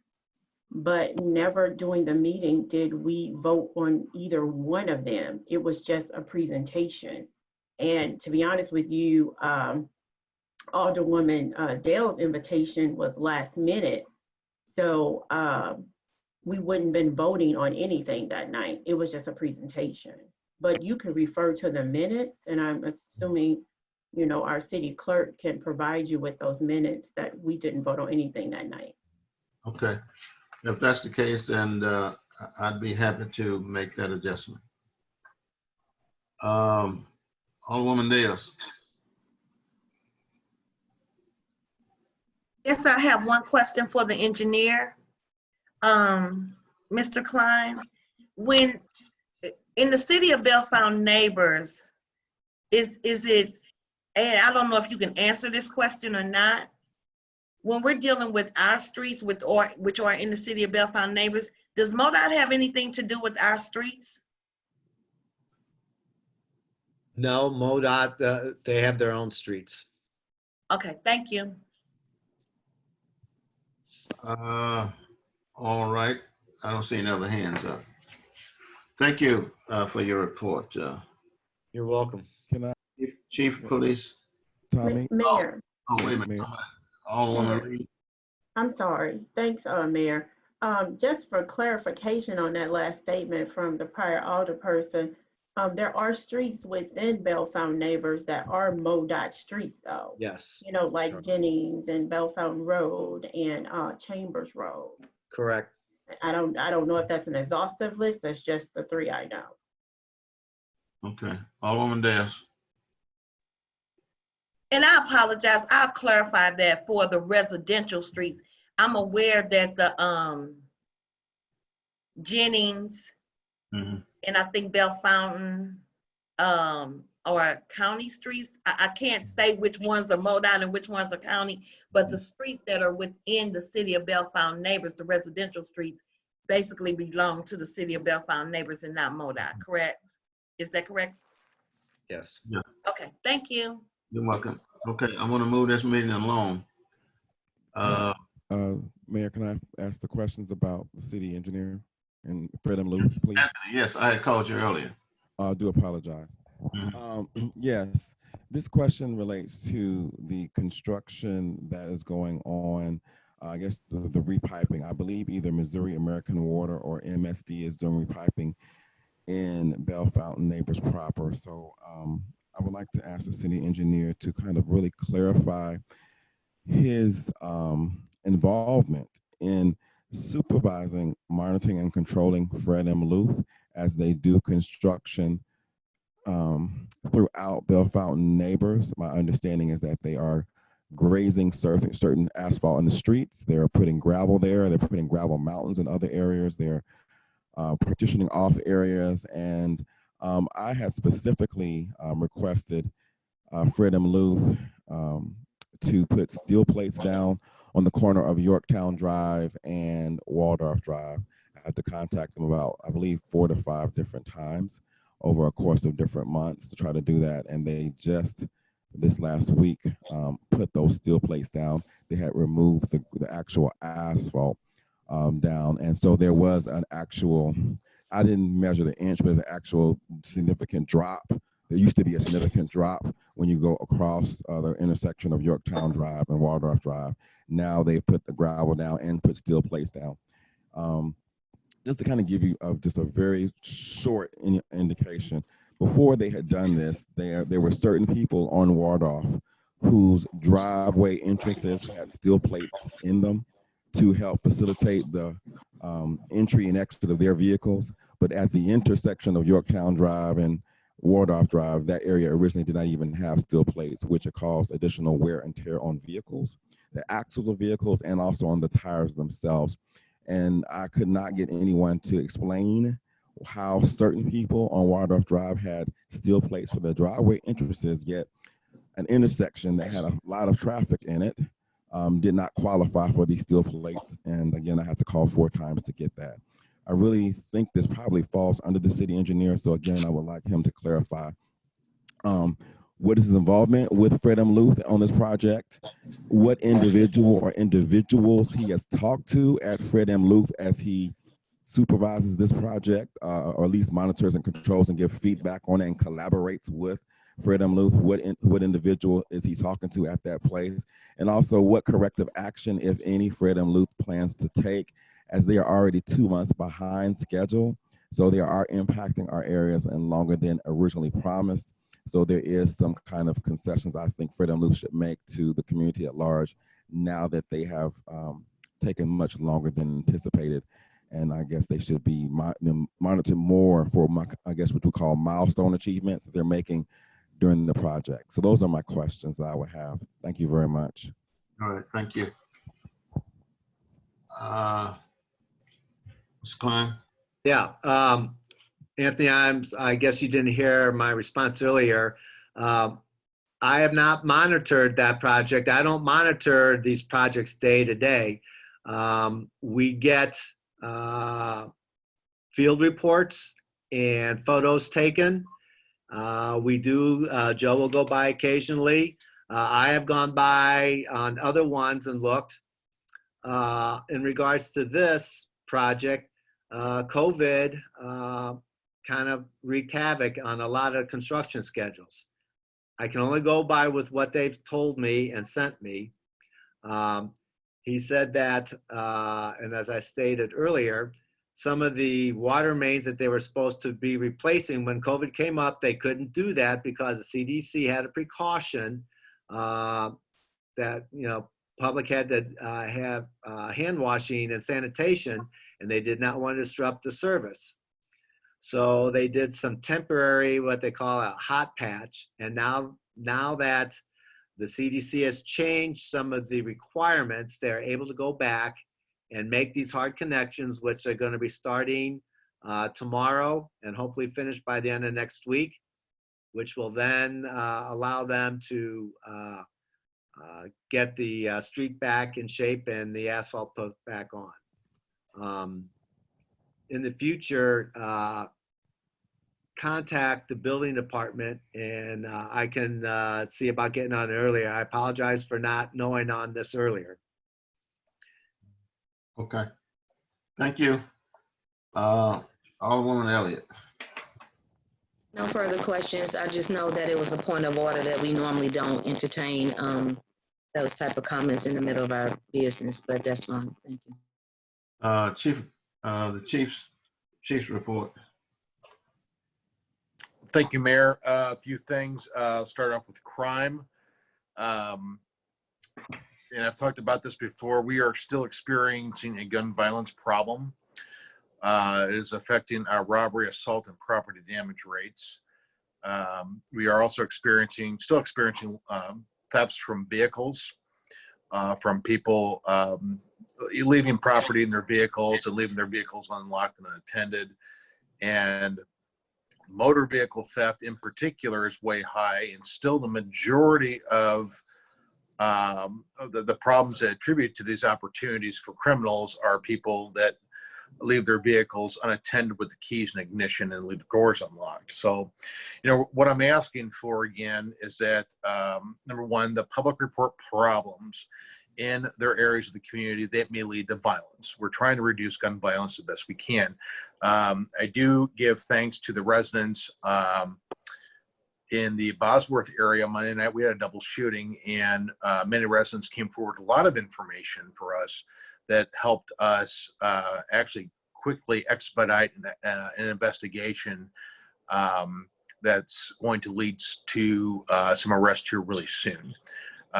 Two, when it comes to vehicles, before you go to bed at night, please take your property out of your cars, purses, computers, money, wallets, anything you have in there.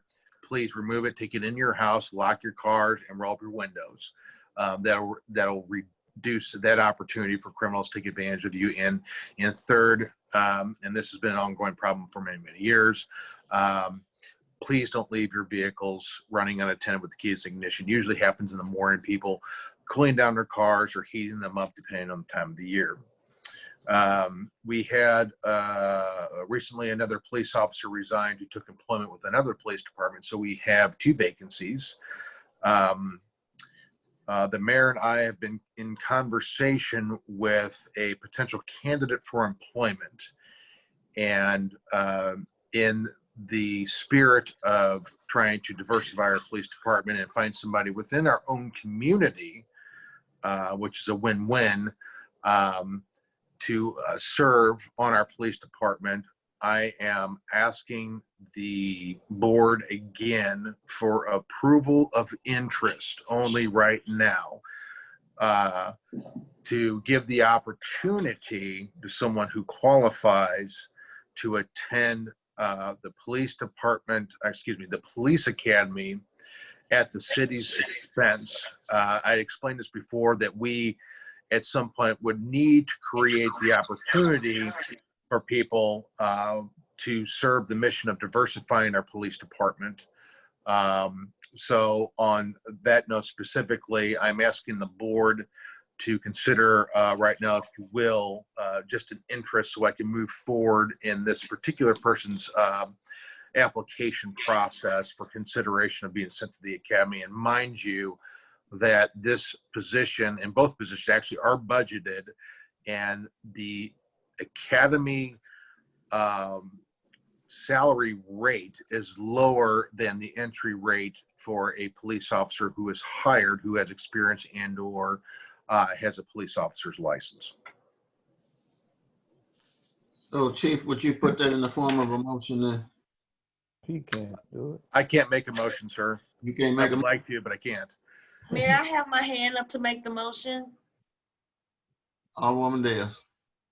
I would like to make a motion for, on the advice of Chief Eiler, that we allow the young gentleman that he's speaking about attend the academy on the basis of what Chief Eiler stated. All right, Alderwoman Reed. Alderman Carroll. Alderman Thomas. Alderman Thomas, I'll second the motion. Are there any further discussion? Yes, Mayor, this is Alderwoman West. Question for Chief. Does the Citizen Review Board still exist that interview potential police officers? Yes, ma'am. And this is one of the reasons I'm asking for approval of interest, because I would like to move forward with the hiring process of a specific individual who the mayor and I have actually been in conversation with and identified as a potential candidate for employment with the police department, who lives in our city and would diversify our police department. So that person would need to complete the process for hiring within the police department before consideration of being sent to the academy. So tonight I'm asking for approval of interest only. And then after that candidate successfully completes the hiring process, I will come back to the board with a request for approval to send that person to the police academy. Okay, thank you so much. Alderwoman Reed. Oh, thanks, Mayor.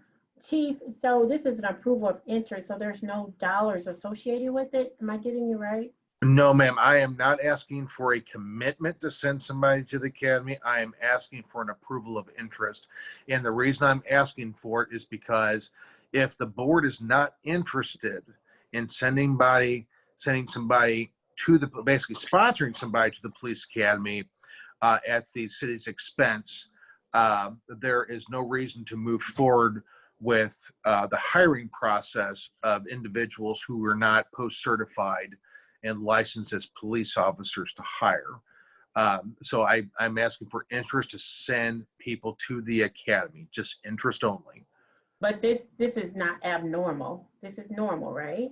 We have done this before. Yes, we have done this before. In general, we hire most of our police employees. We hire already are licensed peace officers who have police experience. But as stated before, we are looking to diversify our police department as we always are. And again, a bigger win is hiring somebody who has been a very long time resident of our own community. So that's why I'm specifically asking for this. Okay, sorry, I'm sorry. Alderman Carroll? Alderman Carroll? Yeah, I don't have any objection to what Chief's talking about. My main objection, though, is that it's not on the agenda, so I really don't think we should be voting on this tonight. Okay. If I may state, I didn't realize it required a specific line item on the agenda. I was just bringing it up underneath my report. Don't require that anybody to make an emotion. Okay. All right. Chief, you want to move forward with your report? I believe, do you have a motion on this, or? We got a motion on the floor. Motion, yeah. And it's been seconded. Oh, okay, then. Well, let's move forward with the motion. We have it. Point of order, Mayor. Beg your pardon? Yes, I had my hand up. I was just giving a point of order. Then they would need to either remove, rescind, whatever the proper motion is, given that it's not on the agenda, so that maybe we can move for it to be on the agenda next time. Chief, is there a timeline by which we need to provide you this information? No, it can be forwarded to the next agenda if necessary.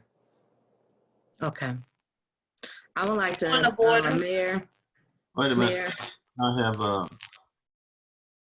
Alderwoman Captain. Yes, I was going to bring a point of order.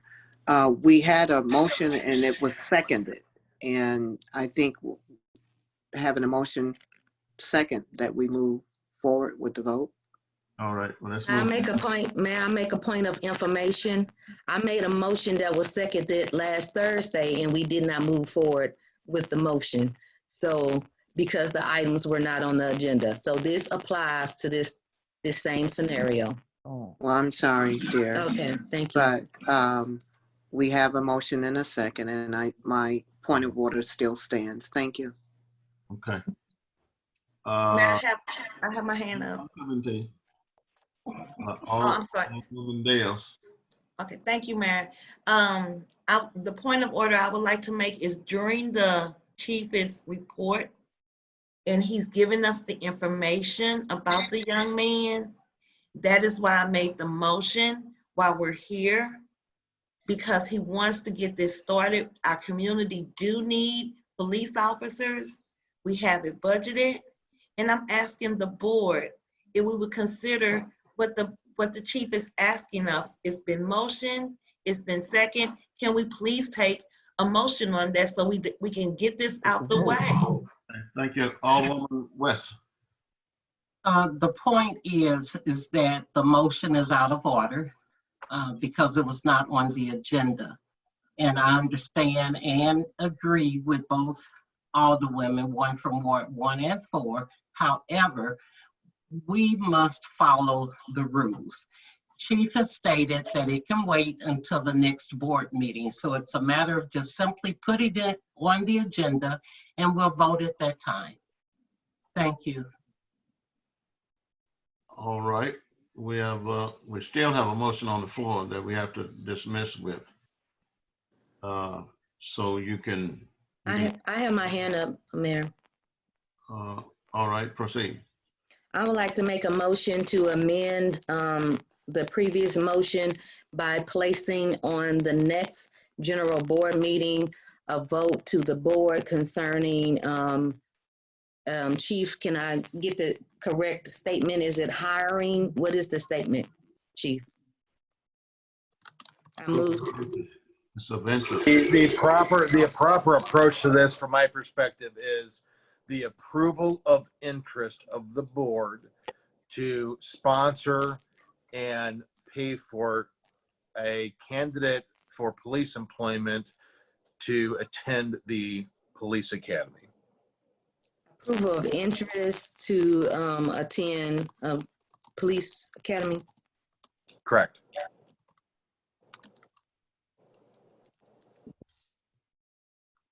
All right. So interest, approval of interest, and that interest is a candidate, right? Correct. Okay. Approval of a candidate to attend the police academy. Is that sufficient? Yes. All right, before you proceed, Alderman Carroll. I second Alderwoman Yvonne Elliott's motion. Yes, so I move to place on the next, I move to amend the motion to place the approval of a candidate to attend the police academy on the next general board meeting agenda. Okay, now, we still got a motion on the floor that has The not. person has to rescind it. No, that's not, point of order, Mayor. That's a point of order. You proceed with the vote as amended, and if it passes, that completes the process.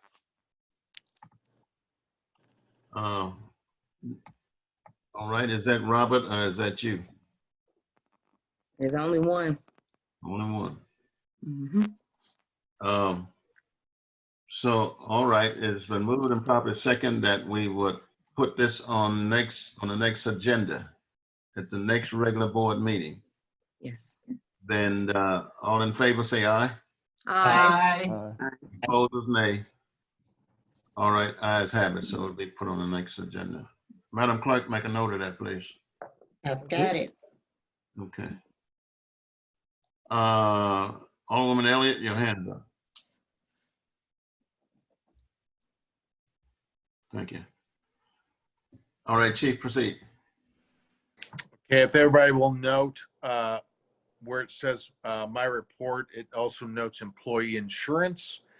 If you note number 14, new business, section C, number 3, Bill 2020. This concerns the employee insurance package that transitions. Actually, it's the fiscal year for all employee insurance is September 1st to August 31st. The mayor and I rigorously vetted a bunch of different types of insurance, and it was based upon several different factors of what we were looking for. And I talked about before that the number of employees eligible for insurance has dropped below 50, which put us in a smaller group, which was one factor that we were looking at when we were talking about insurance because of rates. We were also looking at rates when we were looking at our loss ratio when they did a 12-month analysis of our past for medical claims. We were also looking for companies that limited or removed underwriting profit from the equation when they calculate their insurance. And we were also looking at how much they charge with administrative expenses in relationship to that insurance. So at the end of the day, we're looking to best spend taxpayer money along with meeting employee needs. And there's a bid sheet later on in the packet underneath the ordinance that shows several different scenarios. What we have now for employee medical insurance, what our renewal rate would be if we stay with that same insurance company, you're looking at about 26% increase. And there's also 3 bids along with that are lower than if we would continue with what we were at. The mayor and I conferred, and based on our assessment to meet the needs of the employees and the city. And a big factor was future savings, because with only having 48 employees in the medical pool, we wanted to spread the cost of claims and the impact of claims along a larger pool. And we also wanted to minimize the cost of insurance in the future as rates rise, because as it concerns the economy, we're in a unique situation where COVID has put a lot of people out of work, and insurance companies are almost starved for money. And we are concerned that they are going to pass on their losses to their clients in rate increases. So we decided to go with a package that's provided actually by MIRMA. MIRMA is our liability and risk insurance company, and they also have a health pool that involves 20 of their 90 city clients with over 1,000 people in that pool. I do have the executive director, Matthew Broderson, and health director, Steve Brown, on the line, and I would like them to kind of address some of the things as it concerns this health insurance and why it will benefit the city. Matthew, are you on? Yes, I am. Good evening. I'll try and keep it brief for you all. I'm Matthew Broderson. I'm the executive director of MIRMA. MIRMA is taking care of the city's property liability and work comp as a nonprofit association since 1986. I was hired with MIRMA in '92 and visited the city 5 or 6 times a year ever since then, until I moved up into higher positions within our organization. We have started a health pool because our members were essentially getting killed in the health market because of the size of the organizations that they work for. The concerns that they had in the commercial insurance market was they were very much at mercy at what the insurer wanted to do. So they had complaints of renewals being presented late with large increases where they didn't have the opportunity to go out and get other bids. They also had problems with obtaining loss information so they could find out how their city was performing and what they could do to improve their employees' losses and their health. And they also had complaints about kind of the games that gets played by the commercial insurance with presenting one price, and then if the city can find a different price, then maybe they'll come down a little to try and match it. So our membership voted 5 years ago to form a health pool. We went through a variety of steps, and we have that up off the ground now. Jeremy mentioned 20 cities. There's actually 25 cities that are members of it. So if you all elected to join, you would be the 26th city. We exist solely to take care of our member cities. As a nonprofit association, we're essentially 26 cities that work together to cover and insure themselves. And we purchase stop loss insurance in order to make sure we stay within our administrative budget should we have a catastrophic loss. I'll turn it over to Steve Brown. He's got years of experience in health where I've only got about 5. So I'll let him give you any details that you'd like. Thank you, Matthew, and thank you for the opportunity to the board for this short presentation tonight. Again, as Chief indicated, the schedule shows our plan that we've presented to the city matches very closely to the existing plan that the city has, and also in competition with the next company, which is Cigna. Several of our plan provisions are significantly better than the Cigna plan.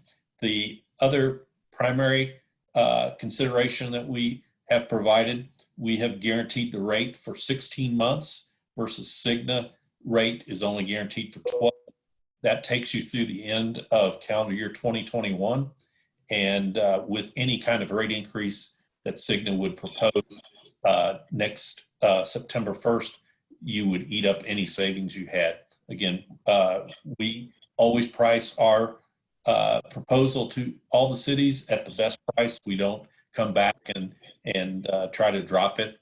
We give you the best price right up front. And as Matthew indicated, we are here to serve the citizens that are eligible for coverage with your city, and look forward to continuing the relationship that we've had from the traditional Murmur side with the health pool, should you elect to take our proposal.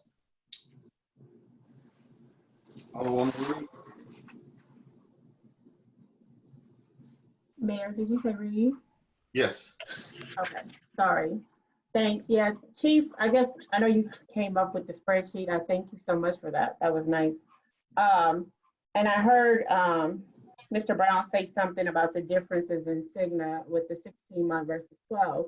But why would we actually go with a plan that will cause our citizens to pay, our employees to pay more for 12 months versus them maybe paying the lower rate, seeing how we didn't do any increases this year as well, the lower rate for 12 months, and then reevaluating again this time next year. When you look at Cigna and what we had currently, it is pretty much the same besides the max out of pockets and the deductibles. There's actually spots in this Murmur plan where it's more, a little bit more when you're looking at the prescriptions and you're looking at the emergency room and the urgent care. So why would you recommend for the employees to spend more, along with the city is actually going to spend more? Because I know you have at the bottom that 436 for 12 months that we would pay out to Murmur, but that's actually just 12 months. It should have been 16. So actually the city will actually be paying more over the next 16 months as well, without going with the 12 months of Cigna. So just, can you explain that? No, I understand what you're saying. So when we're looking at balancing what our employees' needs and the cost of the employee and the cost to the city. So you have three things to consider and trying to satisfy all three. Number one, you're not going to find three exact same policies. This is not possible. So number two, finding something that is reasonable on cost. If you're looking at the plan, I understand that. If you're looking at the deductibles, Murmur is obviously lower. Max out of pocket Murmur is lower. They're lower on emergency. They're lower on online visits. And a big factor in this, amongst other things, is it's a 16-month rate guarantee. So it's 4 months extra rate guarantee. So when we renew, it would be at the calendar year in December next year, not at September 1st. So at September 1st, if we went with a 12-month plan, the risk is higher to our taxpayers because rates are anticipated to go up significantly again.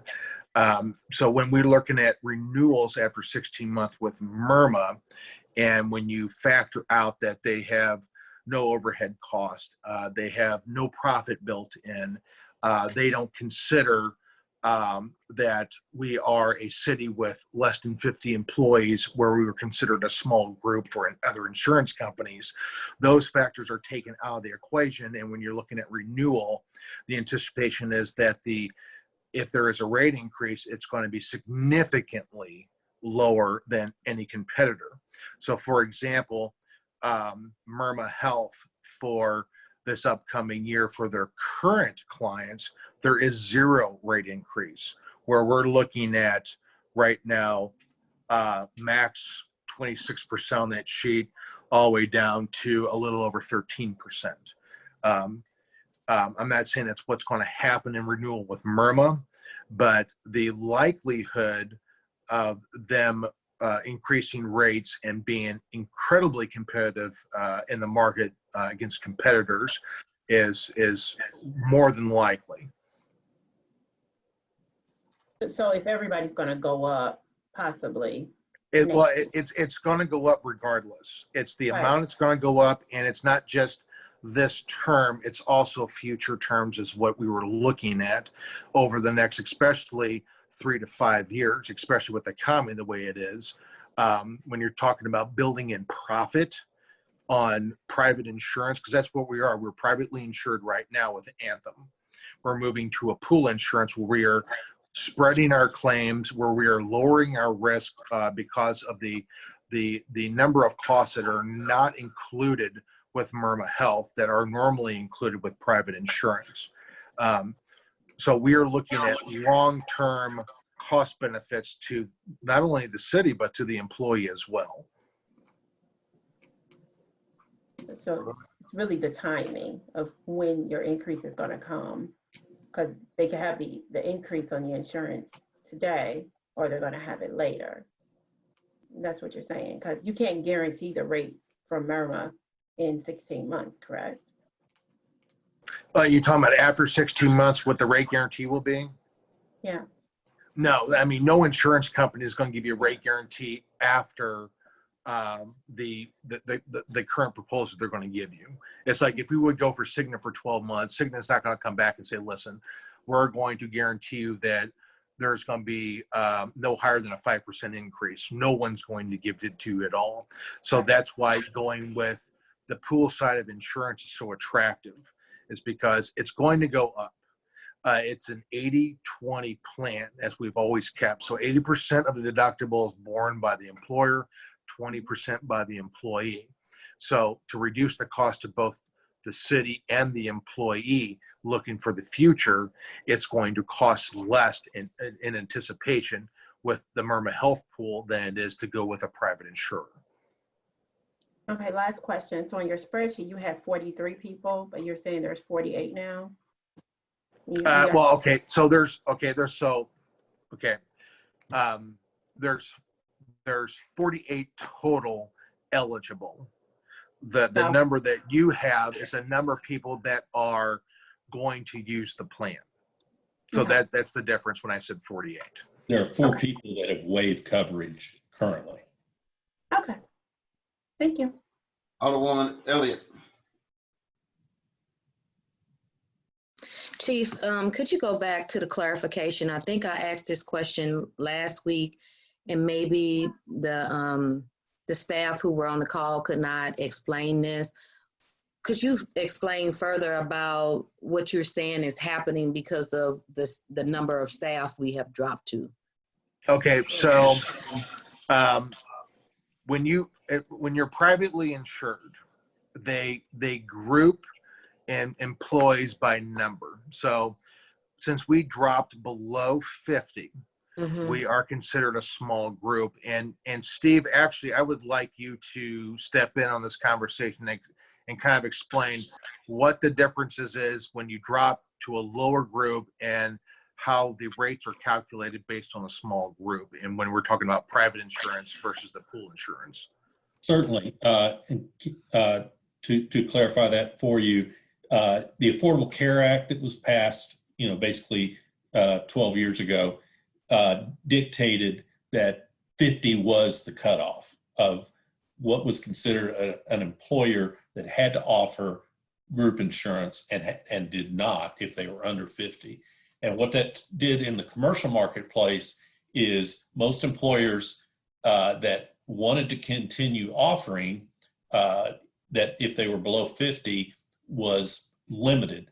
Most employers either manipulated their employee base or were always below 50 and didn't have to offer coverage. And those people were only offered the opportunity individually to go through the state exchanges. So the commercial marketplace really got out of small group insurance to a great degree.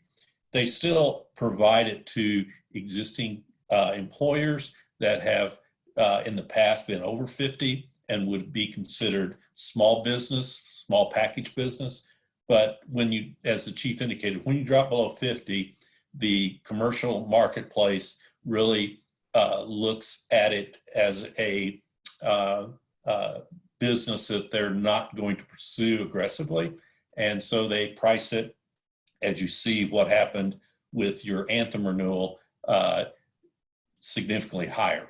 Cigna came in with their bids initially were all above ours, and then at the 2 days ago, dropped just slightly below ours. So again, you're just looking at an industry that has changed significantly because of the Affordable Care Act. Okay, so we have requested for positions to be filled. What is our timeline to accept this offer for it to go into effect? Because the board has requested for positions to be filled that will place our numbers back up to 50. So what is our timeline, and what potential impact would there be in the adjustment of prices when we are back on par with the number of staff that should be in place? Your existing plan renews September 1st. So Anthem is going to go out of existence under contract on that date unless you would renew with them. And they would not price it any differently, as I understand it, for you for the year going forward, because they've based their renewal on your loss history for the last 12 months and your existing eligible employee base. MIRMA is not going to change their per person rate. So if you hire more people, obviously you're going to pay slightly more, but it's still going to be at the same rate based on each individual tier that we have. And tier means employee only, or employee plus spouse, employee plus children, employee plus family. Those rates are not going to change under the MIRMA plan, whether you have 48 eligible people and 43 participate, or if you had 60 people or 70 people. Those rates still stay the same. You would obviously pay more in true dollars, but you would have more employees. Thank you. Thank you. Alderman Christian. Thank you, Mayor. I understand that the date is approaching for when the contract would need to take effect and everything, that this is on the agenda for tonight as a bill. But I'm personally myself would prefer to see a lot more details and everything on what all the costs and the benefits related to that and everything. When I personally sign up for insurance, I have a large book that you go through and read and everything about all the different conditions and everything that apply to everything. We have a membership contract from MIRMA and a list of costs from other companies and everything. I know the deadline is close, but I would prefer that we just have more details on it myself. And we call meetings every week anyway, that we have a meeting next week to approve it or not approve it, just after having more information about it than just these 2 sheets of paper that I have in front of me that I got. That's all I have. Alderwoman Reed. I'm sorry, Alderwoman Tatman. No, sir. I'll acquiesce to my counterpart in Ward 2. Okay, Alderwoman Reed. Thanks, Mayor and Alderwoman Tatman. One last question. I agree with Alderman Christian, but also, did we pull our employees and ask them what plan they would want, since this is a significant change to their pockets? And we already approved with the mayor's recommendation for no increases this year. So, 15% versus 13.3 make a difference when your take-home pay is going to go down. I understand what you're saying, Chief, in the long haul, you're looking, in the future, but most people don't look at net present value, on their savings, they're looking today, I'm a numbers person, but at the end of the day, it's the people, our employees, that have to choose this plan. And I'm just wondering, would they want a plan that's going to go up 15-point-something% when they could have had one for 13? So with these 43 participating people, did they say what plan they would want? So to address that in part, employees can't select different plans. So we have to select one plan based on the group. And I know that, but I'm saying, since you gave us this little spreadsheet, Yeah. You know, were they privy to some information? Hey, your Yes. insurance is going to go up, and these are the 3 plans that we're thinking about. If you had a choice in it, would you want it to go up by 15% or would you want it to go up by 13? So I'm just wondering, did you ask that question of the 43 employees that are currently using the insurance? That's it, just a yes or no, Chief. No, I've never seen it done that way ever, anywhere. Okay, thank you. We do give out medical. So part of bidding for medical insurance requires that employees submit assessments. So the broker and or insurer can take a look at those medical assessments across the employee base by individual, and they can match it to a plan that tailors to them, which is close to pretty much what we had. And that's how these plans were built. And that's pretty much how brokers and other vendors build plans for employee bases. This plan is specific to us and our employee base. Alderwoman Dales. Thank you. Chief, based on the information that you gave us, Alderman Kristen asked for additional information. Is there additional information that can be added to these plans to give us more information, or did you give us everything that was available? So what I did, just like with any other requirement when we are bidding for contracts that would cost the city over $5,000, or excuse me, over $500, I provide the bids and the basics of the policies that were provided to me to go into that bid. Now, can I get a hold of the detailed booklets and the bottom line stuff line by line? Absolutely. I'm not in any way giving board direction on this, but maybe Steve, can you help me out on this on helping the board kind of help make a decision on the type of health insurance that is best for the employees and for the city based on the information that's provided? Certainly, and to their points, we obviously will give the employees enrollment materials for our plan, just like Cigna would or Anthem would, that outlines in a little more detail. It still won't be the total plan document. The total plan document for our plan is over 100 pages, but we give a detailed summary of benefits that outlines all coverage areas and in similar detail to other programs that would be offered to employers.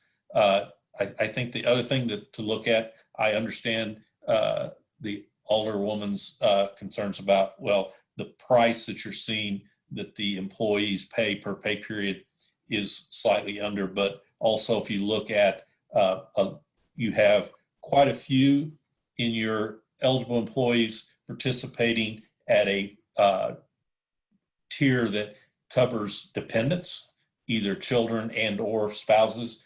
In that case, the family deductible is 33% lower on the Myrna plan than it is for Cigna or Anthem. So they would save significant dollars if they have any claims. The maximum out of pocket, which is the worst case scenario, is also 33% lower on the Myrna plans than it is for either of the other competitive bids. If you look at those costs, those are significantly more dollars out of their pocket than the per pay period amounts are. So when you compare that plus the fact of the 4 additional month rate guarantee, they're going to look at next September paying more out of their pocket than they would under the Myrna plans. But the other thing to consider also is the timing of this. September 1st is not very long from now, and you certainly don't want turmoil for participating members that if they have to go to the doctor, the hospital, or the pharmacy on September 1st, that they don't have active coverage in place. So we do need to get the enrollment completed, whether you go with the Murmur plan or the Cigna plan. Both of those are new providers that will have to go through the enrollment process, and that does take some time. Alderman Thomas. Yes, sir. Chief, what's the past practice on how insurance has been bidded on in the past? Is it the same as you had presented tonight? No, sir. And actually, that's a really good question. So generally, the board budgets a certain amount every year like they have this year for this budget year. And it is up to the mayor to decide which plan the employees go with and implement it. This is actually the first time I've ever seen it going to ordinance and being presented to the board. And the only real reason this is being presented in this manner is because MIRMA requires an ordinance for this insurance plan. Thank you. Alderwoman Elliott. Yes, I think a lot of my questions have been answered, but I just wanted clarification with the numbers that you all mentioned before, and this is for educational purposes so I can move on and know how to make a good decision. Are you saying that based on the amount of staff that we currently have, that we are not obligated to insure? I just wanted clarification on that. And is this considered self-insuring through MIRMA versus what we had on the books before? Those are the two clarifying questions I have. So go ahead, Jeremy. So I guess I'll start first. Thanks, Steve. First off, we are currently self-insured through Anthem. Transitioning to MIRMA, we would no longer be self-insured. It's pool insurance. And number two, could you repeat the question because I quite didn't understand it when you presented it. So I was trying to interpret what was stated before about the amount of employees and what is the obligation based on whatever law was passed, and was the gentleman stating that with the amount of staff we have, we're not required as a city to insure them because of our numbers being below. I was trying to get some information and understanding of that for educational purposes. Are you suggesting that under 50, we would not normally have to insure? I just want to have it for informational purposes, not that we would do that, but I want to understand for educational purposes. So what I stated, and I'll defer to Steve after I'm done. When you fall under 50, we're considered a small group. Insurance is calculated differently. It's almost calculated by individual into a group instead of just as a group by itself. Therefore, it becomes more expensive. With MIRMA, the rule of 50 doesn't count. So the size of the group doesn't matter because we go into a pool of people, and the existing pool is over 1,000. I'll defer to Steve. Steve, if you have any more comments concerning that, I would appreciate it. Yes, to specifically answer the question that she's posed, the Affordable Care Act does have a provision that an employer that has less than 50 employees does not have to offer group insurance.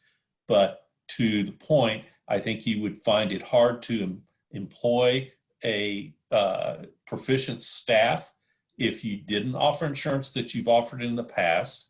And also, you have some rules involving if you hire a number of part-time people throughout the year, you do have to do some hours accumulation to see if you truly are below the 50 from a standpoint. Even though you may not have 50 people participating, you may end up having enough people that work a number of hours that would bump you over the 50 limit. But that is a Affordable Care Act provision that was set in the law when it was first passed basically 12 years ago. Okay, and there's nothing being offered through the CARES Act that helps employees supplement for their insurance that you're aware of? Not that I'm aware of, ma'am, at this time. The CARE Act was more designed for wage considerations than it was for health insurance provisions. Matthew, are you still Okay, on? thank you. Yeah. If you would like to, I know the Murmur Insurance Health Pool actually provides a lot of more benefits that's actually been stated. If you want to kind of expound on that, I'd appreciate it. If you kind of understand how we were put together, you know, we were designed to take care of our member cities' employees. So our board of directors is elected by and from the membership. Currently, we have 4 city administrators, 2 city clerks, and 1 HR professional that comprises our board of directors. So when they were looking at what items to cover, they wanted to cover as many things as possible. As an example is preventative care items. The ADA outlined like 63 items that they deem as preventative care that are eligible to be reimbursed at 100%, no copay, no deductible. When we put our plan together, we decided we would cover anything that was preventative care. So it's actually broader than the ADA requirement. Another example is we didn't want our employees to be tricked when they go in to use their coverage. Some insurance companies will put in like dangerous hobby exclusions to where if you have an employee that has something that's deemed a dangerous hobby and they get hurt in that, then their insurance doesn't trigger. So we removed things like that. We built in things like coverage for hearing aids. It is something that doesn't have to be technically covered under your health plan because hearing loss, unless it's a result of an accident, just normal hearing loss from aging isn't deemed a medical condition that is required to be covered by health insurance, but we wanted to cover it. So if it helps put your mind at ease, this isn't cheap coverage or coverage that is not designed to take care of your employees. All right, Madam Clerk, where are we on the motion?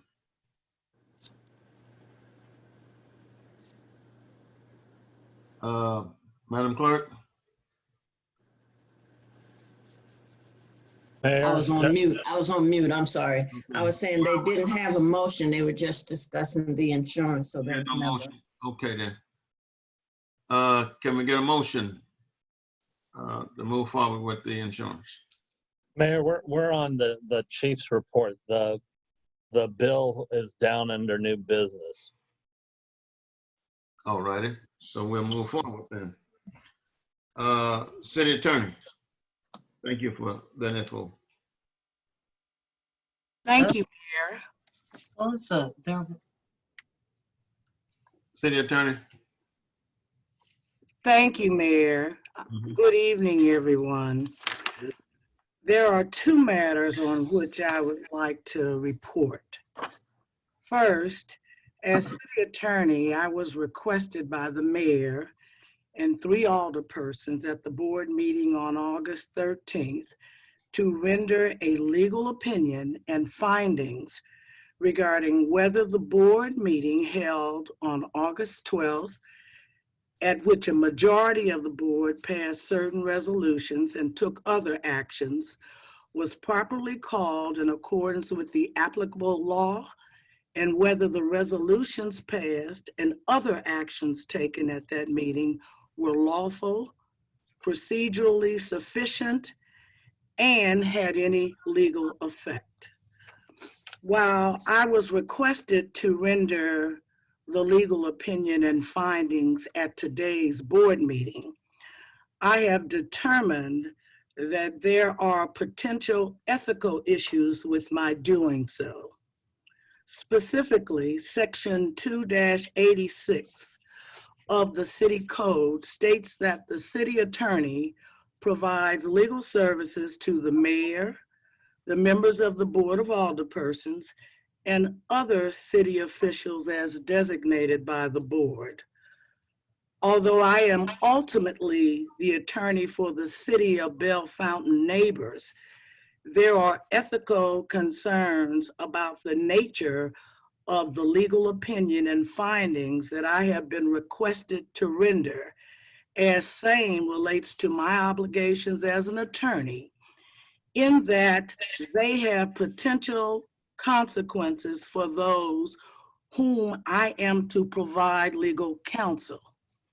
I've had an opportunity to seek an opinion from Legal Ethics Counsel in Missouri, and said counsel agrees with me.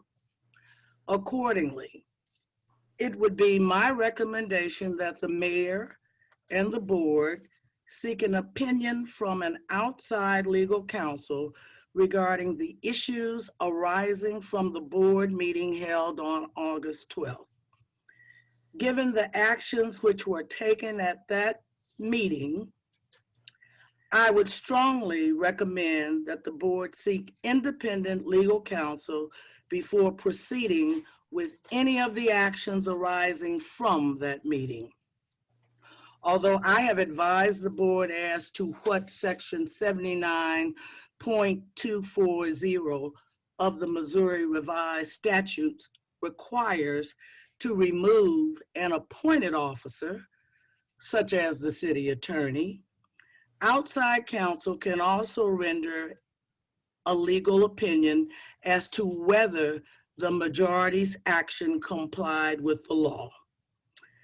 Because these are important issues which need to be resolved promptly, we will turn over any work product that we have gathered or prepared to outside legal counsel, and do not intend to bill the city for the work we have performed on this matter.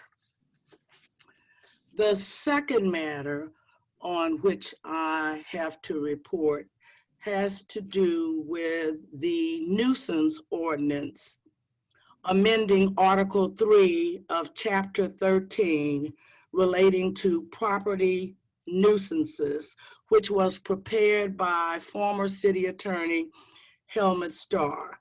There have been discussions at several board meetings about that ordinance. It is my understanding that the impetus for that ordinance arose from concerns raised by the ACLU regarding an ordinance which was very similar to the city's ordinance, and requests and concerns articulated by Alderwoman West. The proposed ordinance appears as item 14C2 on the board's agenda tonight. I will defer to Alderwoman West regarding that ordinance. The second nuisance ordinance that has been discussed was, as you heard earlier, removed from the agenda. I'd be happy to answer any questions anyone may have. Alderwoman Elliott, I'm sorry, Alderwoman Dales. Thank you, Mayor. It was a lot you said, Attorney White, so I guess I would need for either the mayor to I guess ask if you would have someone that you could recommend. In that way, and also speaking with my colleagues, that because of the issues that were brought up in the meeting and everything in the details, that we do render a second opinion, we do get an opinion, an outside opinion. Therefore, if it was right, then there won't be any discussion. If it was wrong, there won't be any discussion. But either way, we can learn from it and move forward. I would strongly suggest, I'm thinking of the attorney. Don't name your attorney. Oh. Don't name your attorney. Okay. Well, I just, you know, I'm hoping that my colleagues would consider getting a second opinion before we move forward, or also, and get, I think Ms. Lane indicated that she contacted the Attorney General and see what they say, because if it was right, it was right. If it was wrong, it was wrong. Okay. Therefore, we all will have a correct answer moving forward. Okay. And the other question I had, the attorney. So I think I read the ordinances for that Alderwoman West, and I thought they were very good. So is there any questions about that, or? No, we'll get to that. Okay. I'm trying to move this. I thought they were very good. I'm trying to keep us from being here all night. All right. Alderwoman Elliott. I just had a quick question from the ordinances that we already have, because it's so many pages. I just wanted a quick overview of the major change that had to happen. That's all I needed from if the attorney could explain the major change that happened from the previous one. I am assuming you are referring to the property nuisance ordinance. Yes, ma'am. The other one has been withdrawn. It is my understanding from speaking to former counsel Helmut Starr and reviewing information that I've reviewed, that the ordinance was not specific enough, and there were also concerns about how it dealt with domestic issues, interestingly enough. There were some issues that had arisen previously that I understand the ACLU was concerned about as it related to domestic disputes, that they wanted to make sure were addressed properly in not only Bell Fountain's ordinance, but the ordinance for another city that Helmut Starr's law firm was representing.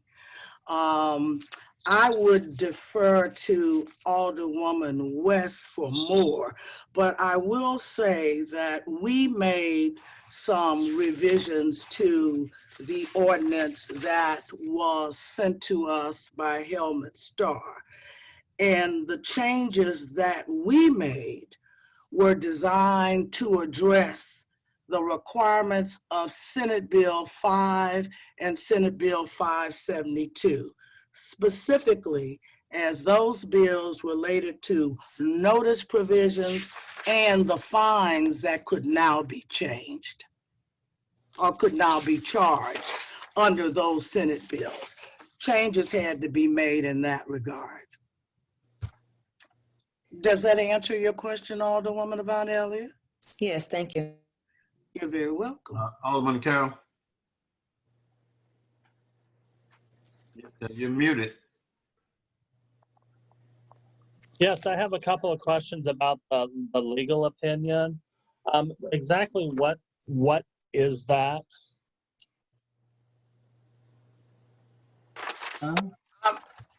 I'm sorry, Alderman Carroll. I'm not exactly clear on what you are asking me. You say you recommend that we get a second attorney to make or have a legal opinion. Is that? Am I clear on that? Yes. Okay. So exactly what would that legal opinion entail? Specifically, the legal opinion will address the request that was made to me on August 13th for an opinion that opined regarding whether the board meeting held on August 12th, at which a majority of the board passed certain resolutions and took other actions, was properly called in accordance with the applicable law, specifically the Sunshine Law, right? And whether those resolutions and other actions taken were lawful, procedurally sufficient, and had any legal effect. That was the Sure. nature of the opinion that I was asked to render. Okay. And then secondly, how binding would that legal opinion be? Because as I'm reading the Sunshine Law here, where it says, and maybe you don't need to ask it now. I'm not trying to catch you off guard or anything with it. So I don't need a response now. If you don't have it, you can email it to us, me, and the rest of the board. But under chapter 610.027, section 5, it states, upon a finding of a preponderance of the evidence that a public government body has violated any provision of section 610.010 to 610.026, a court shall void any action taken in violation of section 610.010 to 610.026. If the court finds under the facts of the particular case that the public interest in the enforcement of the policy of sections 610.010 to 610.026 outweighs the public interest in sustaining the validity of the actions taken in the closed meeting, record, or vote. So with that being said, I guess I'm not really clear as to how binding that legal opinion would be upon those decisions already been made by the board at the August 12th meeting, when it really comes down to the courts having the authority to void those actions. And that's all that's stated in the Sunshine Law. It doesn't say legal opinion. It doesn't say the Board of Aldermen. It doesn't say the mayor to void those actions. So I guess my question is the validity of those, that legal opinion, not the validity, but how binding. I mean, if we're really trying to, get this issue resolved, I think we need something more binding than an attorney's legal opinion, because you gave your legal opinion and the majority of the board at that August 12th didn't accept that opinion, and we proceeded on with that meeting. So I'm not asking, I mean, if you have an answer now, that's great. I do. Okay, great, thank you. I do. I can certainly answer that. You are absolutely correct. A legal opinion would not be binding if the majority of the board does not wish to accept it.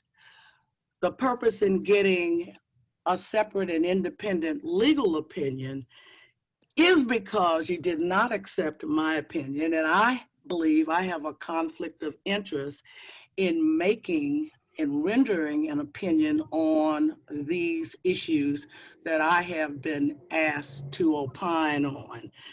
You are correct, however, the opinion is not legally binding. It's just a way of trying to resolve this matter. I agree with you totally. In order to void the actions taken, you would have to go into court. The whole point of a separate independent legal opinion is to avoid having to go to court. That's why I'm recommending it. But if the majority does not want to accept it, it will have absolutely no validity or be of any consequence whatsoever. Thank you. Alderwoman West. Thank you, Mayor. In response to Attorney Colvin White's, White Colvin, her questions, when I did the nuisance ordinance, I had a lot of things in there that concerned making the landlords more accountable and responsible for what happened at the address they rented. And it was there that I had most of the problems, that we could not command or demand that landlords do the things that I wanted. And so that was the problem with the nuisance ordinance. And that's why Attorney Helmut Starr was saying those things could not be included. So Attorney Dorothy White Coleman has revised the nuisance ordinance, and it is on the agenda, so I won't go any further. Thank you. Thank you. Alderwoman Tatman. Yes, thank you, Mayor. This is a question for our attorney, point of clarification as well, since I was one of those who asked for that legal opinion. And so with you recusing yourself because of a possible conflict of interest, we can still file a complaint with the Attorney General's office?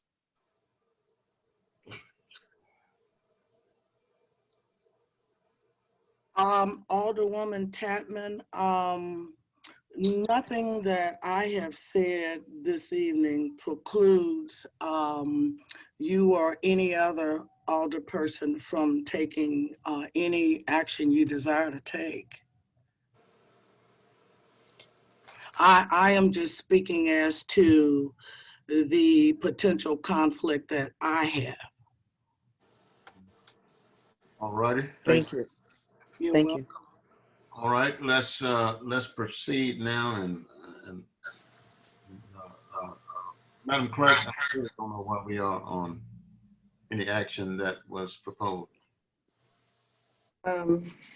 Well, the city attorney just finished, so we would go on to We're going on. unfinished. That was her report. All right, thank you. All right, unfinished business. Unfinished business. Hearing new business. I'm sorry, Mayor. Yes. Mr. Chair, I'm sorry. Okay. I did. All right. If I may ask another, yes. I read the nuisance order that my counterpart in Ward 1 has presented. And I just want to make, for point of clarification, as it stands here, that we are within the applicable guidelines according to ACLU, and this would be a good ordinance, because I read it and thought it was fabulous because it covers a lot of the issues that I know Ward 1 is having now. So I just wanted to make sure before I make a vote that the bill as it stands now is a good standing order bill. And that question is to our attorney, please. So, all right, thank you. New business.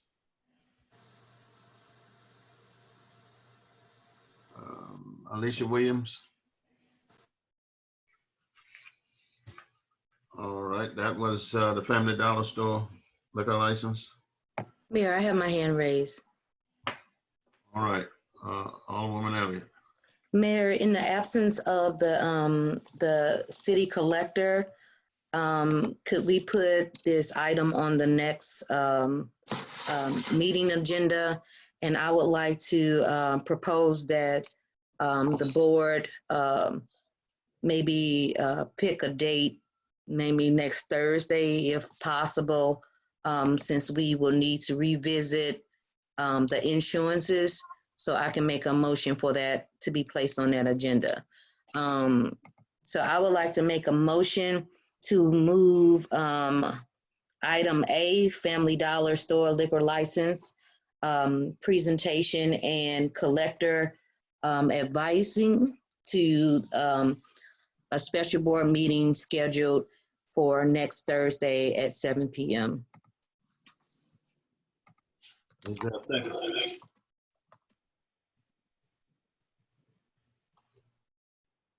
Is there a second?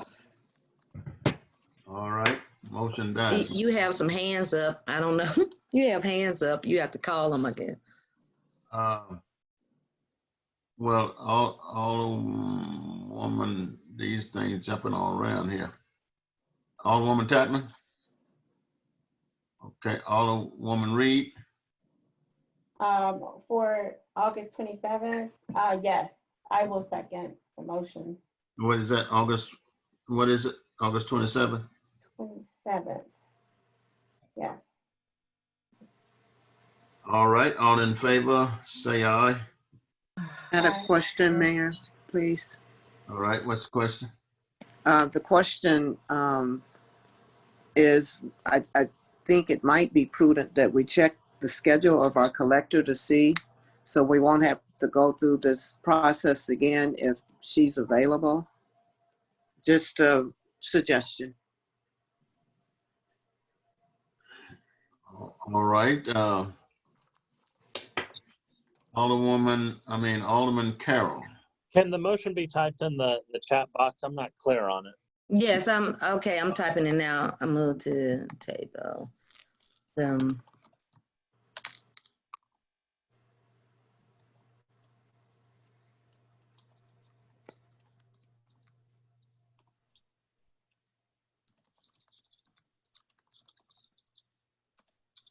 Mayor.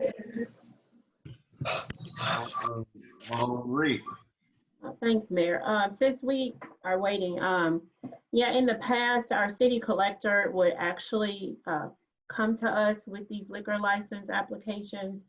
And she, well, actually was a him then, he would tell us how the person meets, you know, the entity meets up against all of our requirements per ordinance. So it would be nice to have some type of presentation from our city collector. I do not believe it is required for Family Dollar to be present. That we don't really need them here, but to have a presentation from our city collector, that's part of, you know, her duties is to And that's make what I was sure, stating. yeah, it's part of her duties to present to us the findings. Like our planning and zoning chairman has already told us that they've had 119 police calls in the last, I can't remember, I think he said 12 months. So that kind of information is supposed to be presented to us from our city collector though.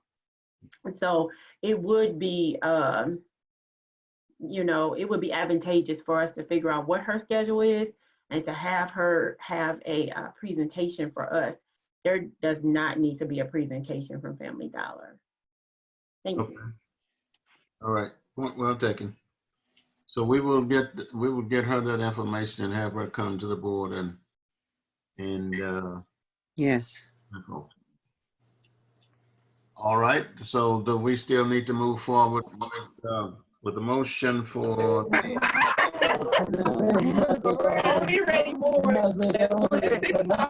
right, y'all muted now.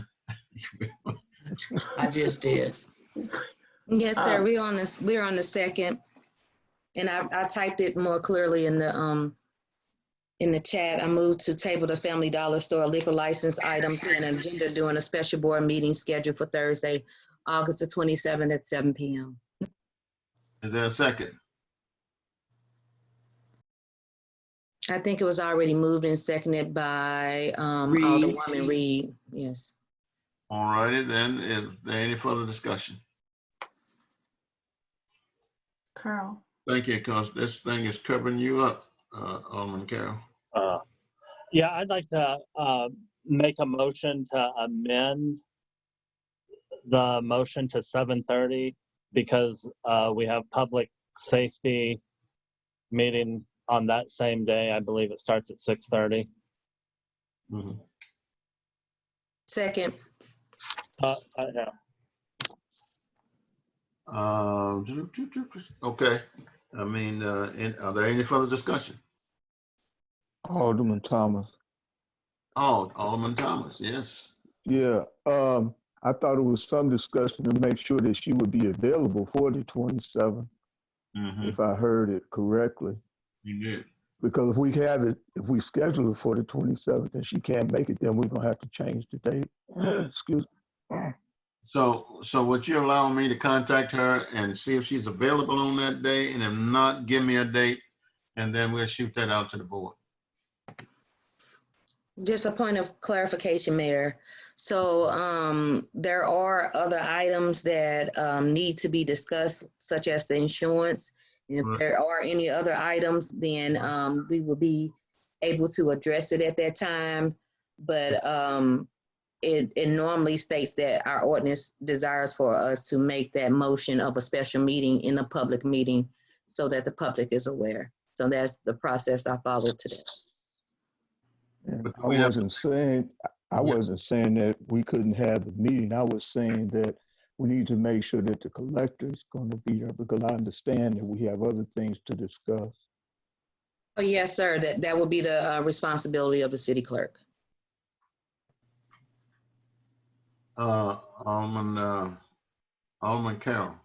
Well, regarding that, with the presentation about the health insurance, that would put it at August 27th. The meeting, would that be 1, 2, 3, 4 days? Is that sufficient? I guess this is to the Murma people if they're still here. Is that sufficient time for city employees to get enrolled? It's really difficult for your employees to come in, be presented the different options that they have and make a decision, get their selections back to us, and then for us to get them entered into the system to work on September 1st. Okay. Can we, Alderwoman Tapman? Yes, mine is the last statement concerning the issue with Family Dollar license. Is there any reason why this item cannot be moved into our next board meeting? It's not an issue of expediency, as is the insurance issue. And that way it's still an open public meeting with our citizens being present as well. That gives us enough time to see if the collector is available. We know she has to make a report anyway, and so she can give her report, you know, at our first board meeting, along with the findings for issuance of license or not. Mayor, I would like to make a point of order.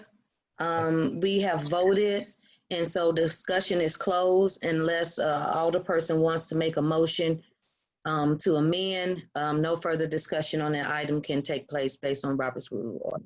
When did we Well, vote? I wasn't doing a discussion. I was putting forth a recommendation, and thank you. I know the order.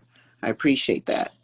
So for my clarification, I was making a recommendation that we, before I put in to motion that we think about putting this, because it's not something that expediently has to be done, as is the insurance issue. Thank you. Alderwoman Dales. I would ask that my colleagues would consider that we put the insurance on the agenda for Monday or Tuesday.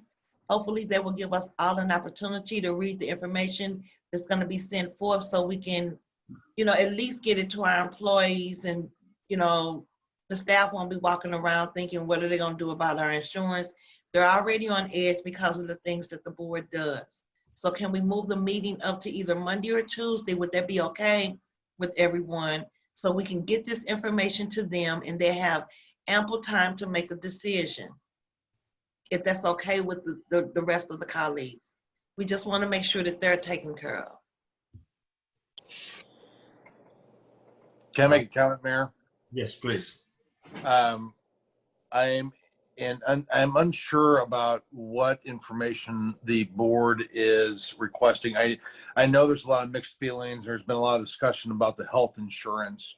I know that in any industry, in any organization, that employee health insurance is an election by the employer to protect the employee's interest and the employer's interest based on cost on both sides. And if I didn't make this aware before, that the employees also undergo an education process and an enrollment process so they understand the entire policy that they're entering into. Although I would like it to be democratic, and I know that it's come up a few times, because if even me, I would love to hand select my line items for health insurance. It's not possible. It has to be based on the group and for the group welfare. And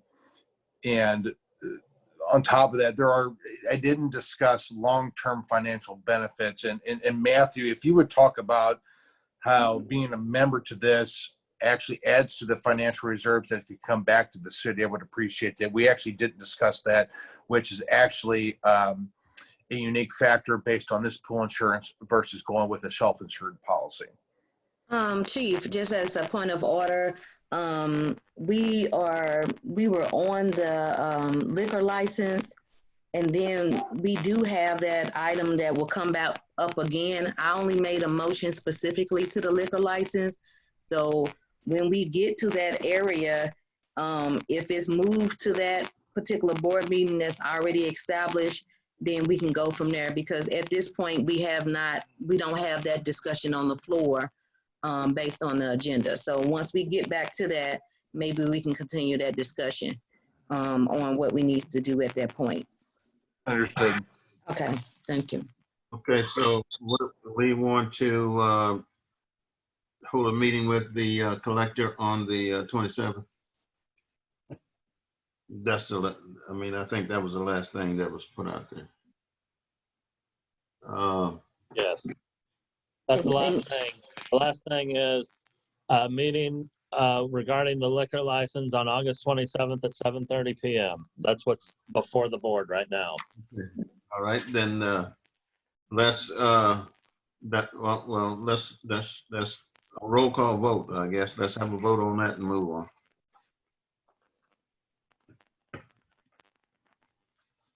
Madam Clerk? I'm sorry, I was muted. I was saying Alderwoman West. I just want to make sure, I'm sorry, that we're voting on the liquor license only at this point. Yes, ma'am. Okay. We're not voting on the liquor license. We're voting to have the collector to come in and explain to us where she is with the liquor license for Family Dollar. Right. Okay. Thank you. Yes. My vote is yes. Okay. Alderwoman Avant Elliott. Yes. Alderwoman Dales. Just specifically, this is for next Thursday at 7:30? Yes. It's in the chat. I see it. Yes. Alderwoman Tapman. Yes. Alderwoman Reed. Yes. Alderman Christian. Yes. Alderman Thomas. Yeah. Alderman Carroll. Yes. Oh, yes, Mayor. All right, we'll move down to the open bid proposal for road salt and delivery for winter. We bidded that out and we got one sealed bid to come back. I don't know what it is, but I'm gonna open it and we can see what it is, but we only got one. Mayor, we can't see you open it. You can't, oh. Yeah, I opened it with this right here. And I haven't pulled it out yet. I'm gonna pull it out now. Can you see me? There's a bid from Oakley. Road salt, I haven't seen it. It is Oakley St. Louis hereby offer the following quotations for road salt specifically to your bid requests for the upcoming 2020-21 winter season. Please accept our bid for salt at the price of $64.50 delivered to the city of Bell Fountain Neighbors. Thank you for the opportunity, and I would appreciate hearing the results following the bid opening if possible. That's Rich Kaufman. So it's the only one we got. So what is your pleasure? Alderwoman Dales. Mayor, is it possible we can get the opinion of either Jeff or Mark, since they work in that department, Get an opinion from what? of the pricing? They only, They only got one bid. Okay. Alderwoman Reed. Thanks, Mayor. Hey, did we actually reach out to some of the other salt suppliers? You know, just to let them know we got this bid out here. Can you guys bid on it?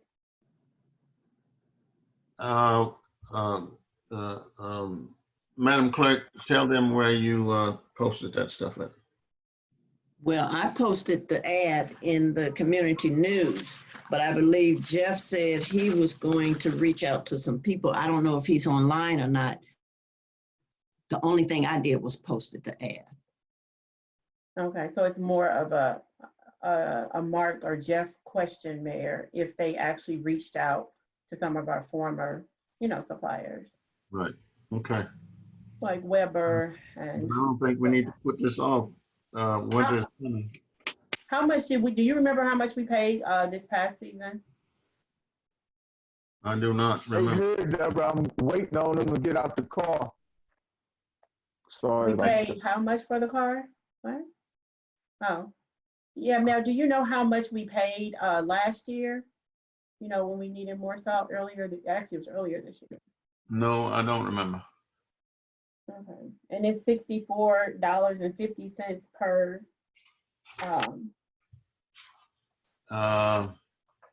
Yes, I'm assuming that's what that is. I It's per believe it what? was $76 a ton. It was how much? I believe it was $76 a ton. Okay, and this is 64.50. And so we need to get this order in though before, you know, it's hard to get salt once it get to a certain period. Yeah. How much are we purchasing, Mayor? What was your bid for a purchase of how much? How many tons? I don't know. City clerk, do you know? I'm looking right now, as I know I placed in your packet the ad that I actually posted. So I I'm know. looking through my, yeah, I'm looking through my papers now, trying to find that ad. If someone see it.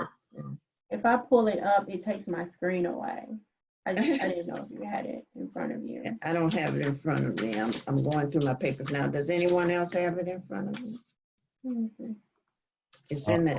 Carol, you got your hand up. Is there something you want to say on No, this? I agree with Alderwoman Dales. Like in future, I think it would be helpful, like if we do bids, whatever department it is for, to have that department there present at the meeting so we could ask questions, because $64 doesn't mean anything to me. So it would just be helpful to have whatever department the bid was for to be present so we could ask questions. And just because we got this one bid doesn't mean we have to accept it. I understand we're in a time crunch, but just for future reference, I think that would be helpful. I agree. Alderwoman Elliott. Mayor, is it possible for us to, since we do have the Thursday meeting, to ask for the street department to join that meeting as well for further discussion? Yes, it is possible. Yes. Okay, so because it's just said open bid, so it did not indicate for us to vote on it. So I assume I don't have to put a motion to place it on there if it didn't indicate for a vote. So we have opened it, so we should be able to get additional information through a presentation of the building, street people. Thank you. Madam Clerk, were you trying to say something? No, but I did locate this bid that was placed in the paper that I got from the Public Works Street Department, and it does not say how many tons. It just specifically asks for a bid for road salt and delivery. Right. Yeah, I just pulled it up for you. Thank you. Okay. All right. We'll put it on that. We'll put it on the agenda for Thursday. Mayor, Yes. I'm sorry. Yeah, can you ask them to just, you know, make a phone call to 2 more people in that meantime? I mean, it's not that hard. Okay. Thank you. Make some calls. Just a point of order, Mayor, could you just check with the attorney to ensure that we won't be in any violation, given that we just opened one bid and whether or not the other two have to submit theirs sealed as well? Yeah, I would think sealed. Oh, I'm sorry. I was thinking sealed too, but Okay. Attorney Coleman, could you address that? Yes, Mayor, I can look into that and report back. Okay then. All right, let's move forward. Let's see here. So the open bid proposal is moved to the 27th meeting, 7:30. So move down to bill number 2020-2529. 2529. 2592, but that was removed. Sorry. You're right, 2592. And that was removed from the agenda on the amended. So we're going to 2593. All right, 2593. Thank you, Mayor. This is Alderwoman West. Bill number 2593, an ordinance amending Article 3, nuisances of Chapter 13, health and sanitation of the Bell Fountain Neighbors City Code. I move that we accept bill number 2593 as ordinance. Is there a second? Alderman Carroll. I'd like to make, yeah, I second. I'd like to make a point of order. I think the motion should be more in line that we do a first and second reading and adoption of bill number 2020-2593. All right, Alderwoman West, you requesting a second read? Yes. All right, let's proceed. Any further discussion? Then it's been moved and properly second that we would pass bill number 2593. Call the roll, Madam Clerk. a point of order, Mayor. We're just actually do yays and nays for the first read to move on to the second. All right, all in favor say aye. Aye. Opposed, nay. All right, ayes have it. Will you proceed with the second read? Moving on to second read, bill number 2593, an ordinance amending Article 3, nuisances of Chapter 13, health and sanitation of the Bell Fountain Neighbors City Code. Is there a second? I second. Any further discussion? Mayor, could we have the motion typed in the chat, please? I am sorry, but I'm dealing with a new computer and I actually don't see a place where I can type it in. I'm sorry. May I, Mayor? Yes. Alderman Carroll. I'm going to type it in for her. Is that all right? That's fine. Thank you.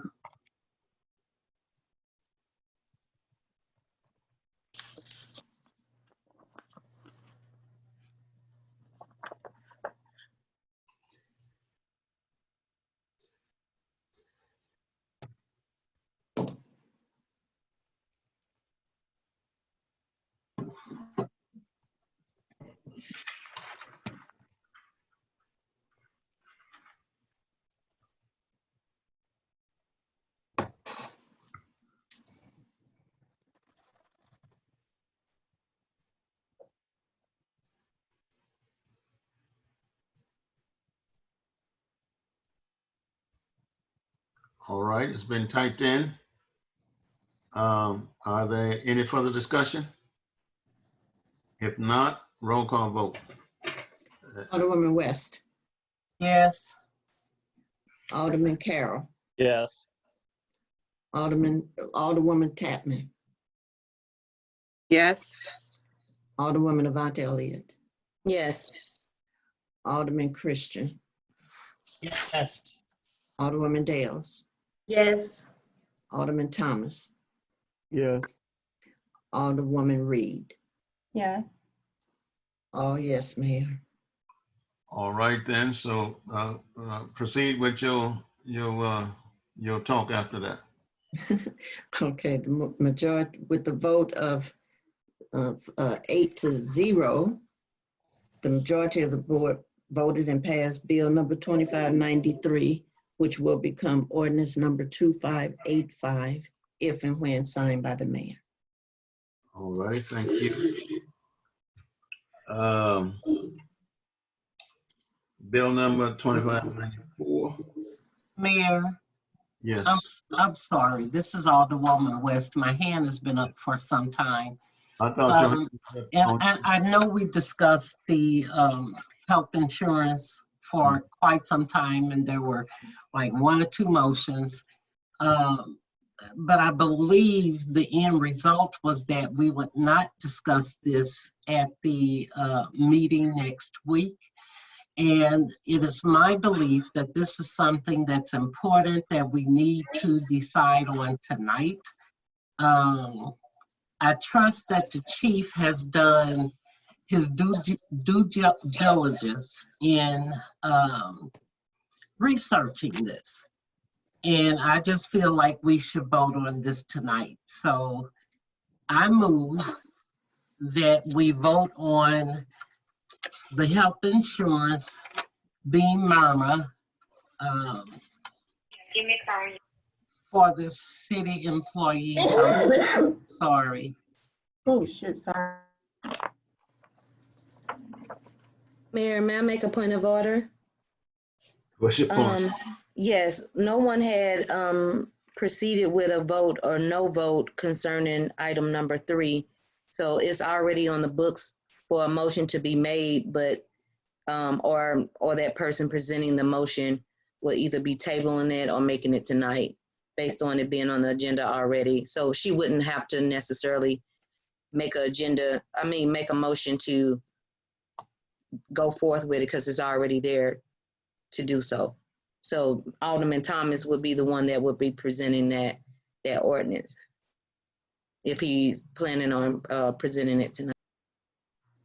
Thank you. But that was under the chief's report, was it not? Yes. That was informational that he did. The bill number is number 3. Mm-hmm. Yes, ma'am. Alderman Thomas. Yes, sir. An ordinance authorizing the mayor to execute all documentation necessary to join Myrma Health, approving the form of certain documents necessary to that end, and fixing the time this ordinance shall become effective. Make a motion for a first and second reading of 2594 to be adopted after the second reading. Is there a second? Christian, second. Are there any further discussion? All in favor say aye. Aye. Aye. Opposers, nay. Oppose. All right, ayes have it. Do your second read. Second reading. Bill number 2594, an ordinance authorizing the mayor to execute all documentation necessary to join Myrma Health, approving the form of certain documents necessary to that end, and fixing the time when this ordinance shall become effective. Is there a second? Already been said. Roll. I didn't hear a second on the second read. Second. I'll second. Okay, been moved and seconded. Are there any other discussion? Yes, sir. Beg pardon? Yes, sir. This is Alderwoman West. I'm sorry, somebody else's hand is up. Alderwoman Reed. Yes, I just wanted to make a statement really that we as the board, you know, dealing with government dollars and our employees' pay, I think we've always looked at the least cost for our city and the least cost for our employees. So that's just my statement. Thanks, guys. Alderwoman West. Thank you.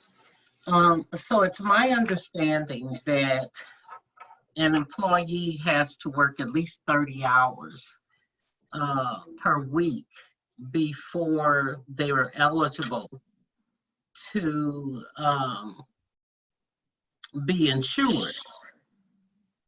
And my question is, how many hours per week do you work?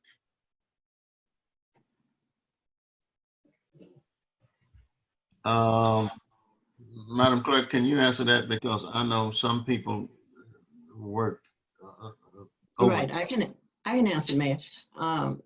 Full-time is 40 hours a week, Alderman West, but we do have some part-timers and they were at 3 hours a week. But because of that, that memo I sent you guys, we've got to drop that below 30. But full-time is 40 hours a week. Okay, but you still have to work 30 hours per week to be eligible for the health insurance. Is that not correct? Correct. That's correct. Huh? Okay. Yes, So, that's correct. I'm sorry. That's Okay, so the email that we received had 2 other employees listed. However, they're not on this bill. One of the employees is due to quit tomorrow. So I don't, I'm kind of confused because we received emails about 2 other employees, yet this bill is only about the mayor. Now, I had requested, I think last year, that the mayor give us or set up a schedule of when he would be working. And we never received that as a board. And so I still don't know how many hours the mayor works per week. And until that's cleared up, I don't feel I can vote on this bill. We just don't know how many hours per week is worked. What's this bill got to do with me? Well, it's got an ordinance authorizing the mayor. Oh, I'm sorry. I'm sorry.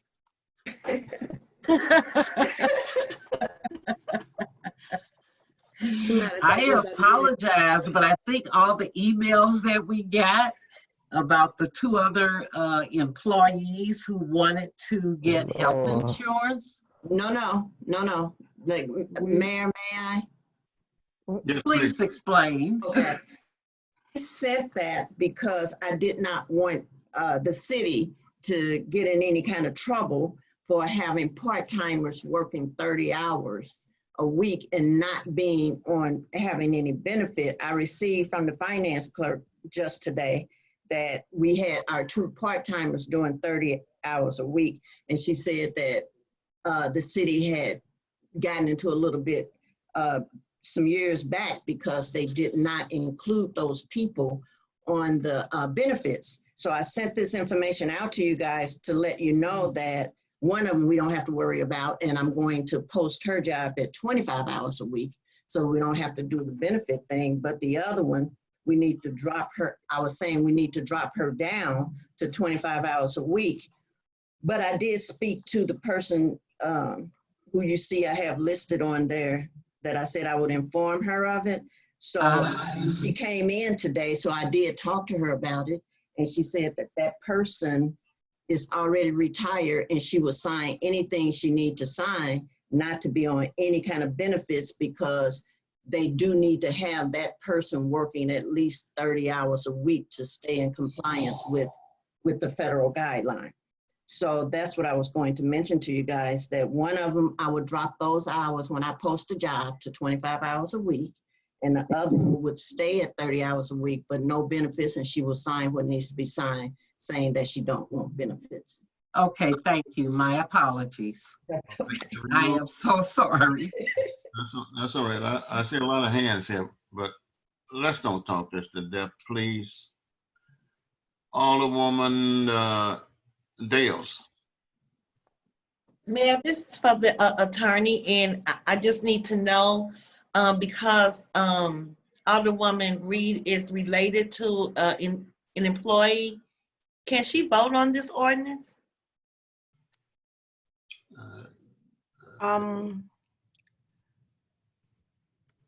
That's to the attorney.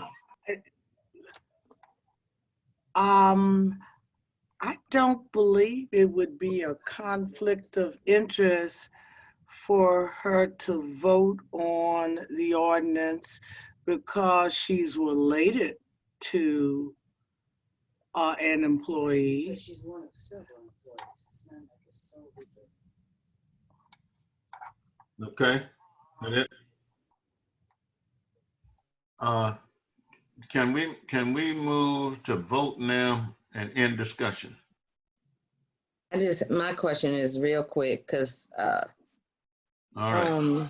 okay, so I just want to know if it was possible for, if this ends up being tabled, for the employees and the board to get as much information as possible with things that may need in enough time for items to be drafted so that we can make a decision that is proper. And I want to make this point because it's kind of concerning. Something this important, why would we wait to now where it would be an emergency or a crutch to try to get it done versus it being 2 or 3 months ago? So I'm concerned and feeling rushed that we may do a disservice to our staff by making a decision on some insurance that we didn't previously have and not knowing more details about it. Can I make a comment, Mayor? Yes, please. All right. So typically, when there are bids for health insurance that go out, it doesn't go out any more than 30 to 60 days because it has to be pretty much close to when the health insurance fiscal year comes so they can do their assessment as close to the changeover so they can get as accurate as information they can each employee when they do their assessment to create that group insurance. So the insurance is based on all the input that the employees gave to the insurance company based on their needs present date so they can create that group insurance for them at the nearest date possible. So this could not have been done earlier than 30 to 60 days. How quickly can you coordinate a staff meeting and a review and be able to give a report to the board so we can make a decision? So like next week, for example, we have scheduled Tuesday and Wednesday enrollment and educational meetings for the employee. And when I talked about earlier about a democratic decision on this, it's just not possible. If this would be put out to the employees for a democratic decision on which insurance plan to go with, if they were presented with several different options, there is no way to quantify the information within the time available for the insurance company to be able to produce the documents, to do the enrollment, to produce insurance cards and make the policy available to the employee. I have never seen in any company or organization where the health insurance is a democratic process, but they do participate in the manner of providing their medical information through an assessment directly through the broker and or medical insurance firm, so they can make that assessment and create that policy around the group, not the individual. Individual insurance is impossible. And if we would choose to go to something that route, it is something that no organization could ever afford. So what the mayor and I are presenting this evening is based on the needs of the employee, based on their medical needs that they provided to the brokers. They created the plans that are very, very similar to what we have already had. And it's up to the employer to protect the interest of the employee while protecting the tax interests of the citizens who pay for that plan. So that's generally how it works. I've never seen any organization, private or public, work any different. I don't know how that would work any different within our organization as it sits right now. I know there are some concerns.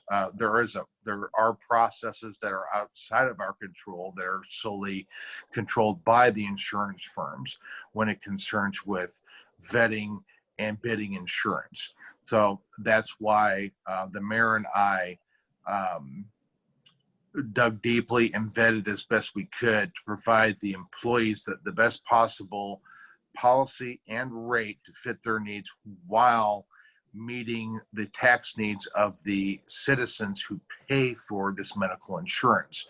Now, moving forward in the future, like I said before, the benefits don't stop just here because rates are going to rise. There's futures involved in this because employees aren't only concerned with what they're saving today in their hand and what policy they have today that they can use. They're also concerned with those same issues in the next year, in the following year, and in the following years to come. And it's up to the employer to make sure that they insulate them from the liabilities that would cause them to lose policy benefits and would lose footing on increases. This is why the mayor and I are presenting this particular policy in specific, because this meets the needs of every stakeholder involved that touches this policy. All right, Alderman Carroll. Yeah, I think we ought to just go ahead and vote on this tonight. I think we're in a time crunch to be trying to gather information. And I think going forward, we need to put something in place with our personnel committee or finance committee, putting in some sort of policy in place so we're not at a time crunch like we are this time trying to make a decision, a week before it's due. All right. In discussion, Madam Clerk, call the roll. Okay. Where am I? Alderwoman West, Yes. Alderwoman Dales, Yes. Alderwoman Tapman, Yes. Alderman Thomas, Yes. Alderwoman Avante Elliott, No. Alderman Carroll, Yes. Alderwoman Reed, No. Alderman Christian. Yes. You have 6 yes and 2 no's, Mayor. All right, motion passes. And the clerk.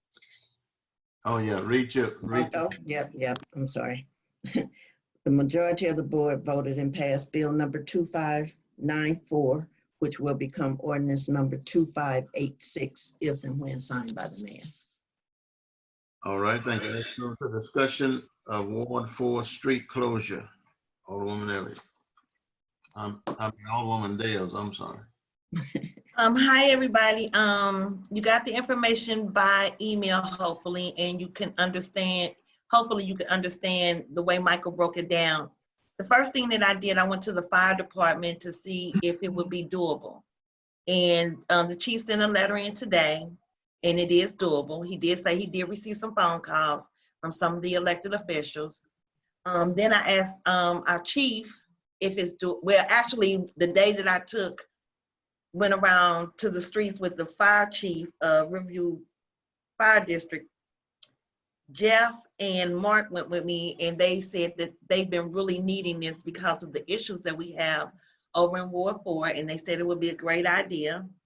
I talked with the chief said it was an outstanding idea. What I did, and the other thing I did, I walked around the neighborhood, talked with all of the citizens. I found out that they had been meeting for months, talking about getting the streets closed because of the crime and the speeding and just everything coming from the city of St. Louis. Then I asked Michael to come over and measure, and he did, and he gave us 2 options.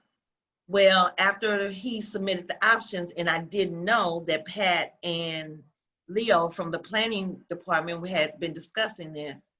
Leo wanted the barriers that they put up at Bissell Hills. However, they're the smaller ones because it's difficult for the image and beautification to kind of maintain them because of the height. I sent all the information and it came up to a total of, I'm sorry, came up to a total of 79, 17, 12. I spoke with the mayor and the chief about it, and they wanted me to bring it to the board because of the price. Because Michael wanted to order the items right away. So we're bringing it to the board, asking them, asking you guys if you will really help the neighbors over in Ward 4. We have a lot of older residents over there. I think we met with about 15, 20 people. They were over there speaking about could they get the barriers up yesterday. They talked about the nice job that they did over in Bissell Hills. Fran could probably talk about Yes. the issues that they have over there, and so can the chief. So I would ask Fran and Chief if they would like to give an opinion, and then I would like to make a motion to see if you all would pass the $77,917.12 for the barriers to close 6 streets in the city of Belle Fountain Neighbors. In Ward 4, that's the only ward that connects with the city of To the St. city, Louis. exactly. Can I go first, Chief? Because I know you talk long. May I? Absolutely, please go ahead. Okay, I just want to say, as the city clerk and a Ward 4 resident, I can speak on this because the house I live in is my aunt's house, and she's 91 years old. And our house is, when you walk out of my door, the first house to my left is the city. And then my house is the first house in Belle Fountain Neighbors. That sign actually sits in my yard that says, "Welcome to Belle Fountain Neighbors." Now, we do have a lot of problems with the traffic coming up and down this street. There have been many times where neighbors has been over here because of some of the things that's going on. And then you've got the city coming here with some of the things going on. I did discuss this with my aunt, and she's elated. She's like, when can they do it? When can they do it? Can they do it now? And I let her know that, it had to come to the board. But this will be a very big help for the citizens in Ward 1, especially those of us who sit right next door to the city, because they use these streets as the highway. They come down the street, and we do have children on the street. And I did have those signs up that said, your children, somebody's sleeping. Your children live here, drive like your children live here, whatever. So this will be a very big help for us in Ward 4. I'm done. Your turn, Chief. Well, thank you very much. I appreciate it. Actually, talking about community policing, and everyone's talking about community policing outreach and things that we can do. We're always looking for opportunities that support policing, crime suppression, dealing with traffic issues, and other community issues that are difficult for the police only to resolve without solutions that come from the community and other parts of our own government. And, if you look back on the comments that Peg Warren has made about the street closure at Cabot as it enters the northwestern entrance of the Bissell Hill Shopping Center, there are extreme benefits to doing this. Again, the police cannot solve every problem. This is one of those issues where we are going to see a big benefit, in my opinion, and in my experience working here since the 1990s.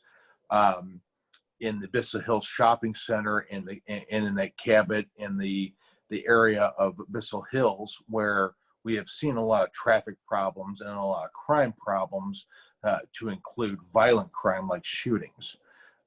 We're expecting a significant, and when I say significant, I mean a huge reduction in problems, only because we know through our own policing that our problems have been traversing through that specific area. The problem, in theory, is no different than on our southernmost tip of our city that traverses into the city of St. Louis. For years, that neighborhood, which is kind of secluded from the rest of the city because there's only one entry point from our own city, which is Church Avenue, back to only several streets. And those streets actually lead into the city of St. Louis that feed Riverview Boulevard. Now, for years, we've had issues with traffic problems. We've had issues with crime. We've had issues with tons of overflow of people who have no business in those neighborhoods, no legitimate business. Most of them are transients traversing the area, coming through the area to cause problems, coming through that area to more or less cause fear with our own residents concerning crime and traffic. It is in my professional opinion, based on the things that I know to be true and the statistics I have looked at, that the same method to use to close the entrance at the Bissell Hill Shopping Center at Cabot to be used on several streets that feed the St. Louis City area from the southernmost tip of our city will provide those same benefits without doubt. So I implore you as the board to make this investment, to close those streets, to give that part of our community the peace and the safety that they deserve, because it supports the policing mission, it supports the safety mission of our government to provide them with an area where they can be free of crime, where they can walk the streets without fear, reduction of traffic without,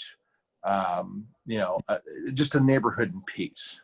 So really what I'm asking you is to make a simple investment in some road closures to provide those residents the peace of mind that they deserve. Alderman Carroll. I got a couple questions. First of all, in regards to, I don't know who to address this to, I guess to Chief or whomever.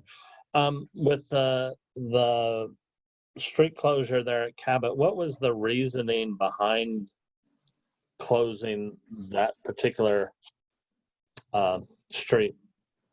I'll address that. Closing that particular street and or access point to the shopping center was done so because the crime and activity in that area was traversing between the neighborhood and the shopping center. That is just logic and known fact between the residents and the police. So the solution posed, which was reasonable and cost efficient and beneficial, was to close that that entrance for access to reduce the amount of crime and activity that was occurring in that area. Does anyone know how much that actually costs? Mike Weezer, are you on the line? I think he's dropped. Mike? Yep. Can you talk about the cost for that project? For over at Cabot? Yes. I think it was around, excuse me, I think it was around $1,500 by the time we got done, if I had to take a wild guess. We're adding a couple bollards to block the sidewalk because some person tried to drive over the sidewalk. So we kind of have that hanging out there in case these folks down in Ward 4 have problems with that. But I think it was $1,500, and it doesn't look too bad. Right. Yeah, I think it was a good project for the cost. On top of that, it's also a beautification project because I believe it was Jenny Stewart that did the flower arrangement there, and I think she's soliciting the art students from the high school to paint the barriers and the flower planter there to kind of blend in with the neighborhood. So it's just not just a utility function to prevent crime and deter crime. It's also to serve as you know, a monument that blends in with the neighborhood, and it's consistent with our community standards. Mayor, may I have another question, Mayor? Go right ahead, please. Then I don't know who said this, but earlier in the meeting, it was reported that I think there was 119 or 112 crimes there at the Bissell Hills Shopping Center or the Family Dollar. I don't know which one specifically. Can anyone address that figure? The quote was 119 calls in the last year. I think the chief may have that information. That's over in Bissell Hills. Okay. Is that correct, Chief?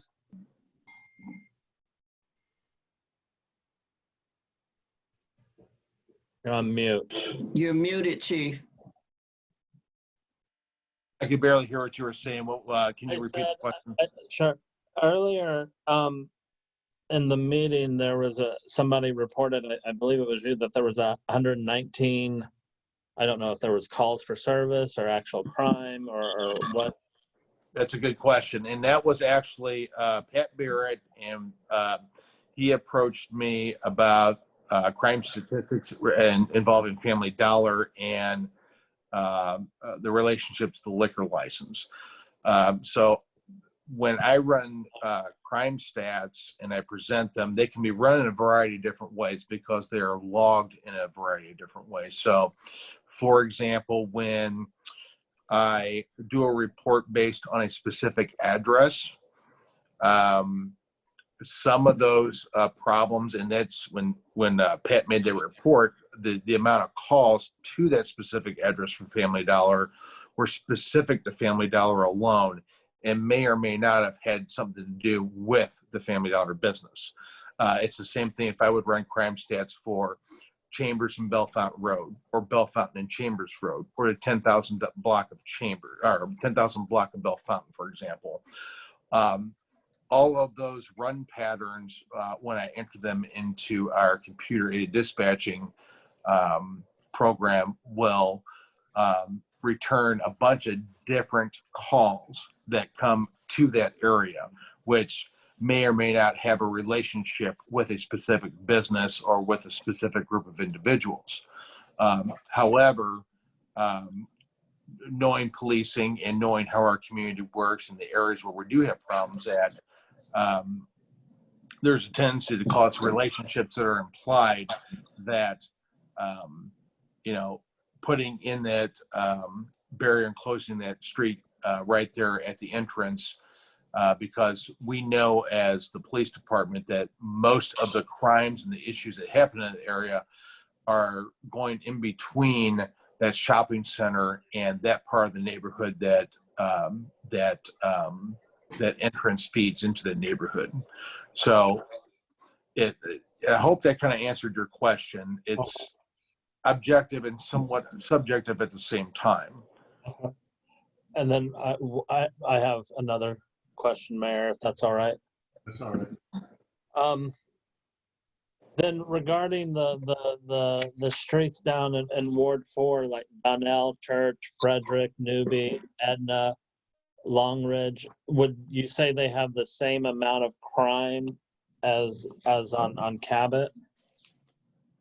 Because what I heard, a lot of discussion was about speeding in that area and not necessarily so much crime. So I don't know if that was just left off, or could you speak to that? Is it an issue of speeding or crime on those streets down there? I'm sorry, is that addressed to me? Yes. Okay. So again, subjective and objective. Yes, it is two-part. It is a traffic issue and it is a crime issue. But it's not only that neighborhood. So when you consider that Riverview Boulevard and 367 feed that southernmost section of our city, that neighborhood in itself is only a gathering of streets, but it also, Church Avenue leads into a bigger section of the southern portion of Bell Fountain. So that traffic and that crime feeds that area as well. So is that what you said, Church Street?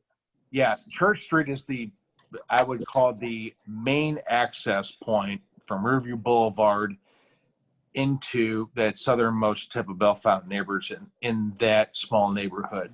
But it also turns into Waldorf that goes into Jennings Station Road. So it's almost like a small arterial road like Bell Fountain neighbors road. Bell Fountain Road would be to Broadway or Chain of Rocks and Jennings Station Road. It's a feed for a lot of traffic and a feed for a lot of issues that kind of plague those neighborhoods back there. A lot of our issues in our own community are coming in from the outside. That is a known fact. That's why the presentation of putting up these barriers on those streets on the southernmost tip is the purpose is to suppress crime as best we can with those barriers. Policing alone will not do that. This is one of those examples where if we kind of control the traffic flow through that area, it will reduce the opportunity for people to be victimized in that area as well. And then basically, I just have one final comment. It's not on the agenda that we're approving this tonight, and I hope we're not actually voting on it, because I'd like to take the opportunity myself to go down that neighborhood to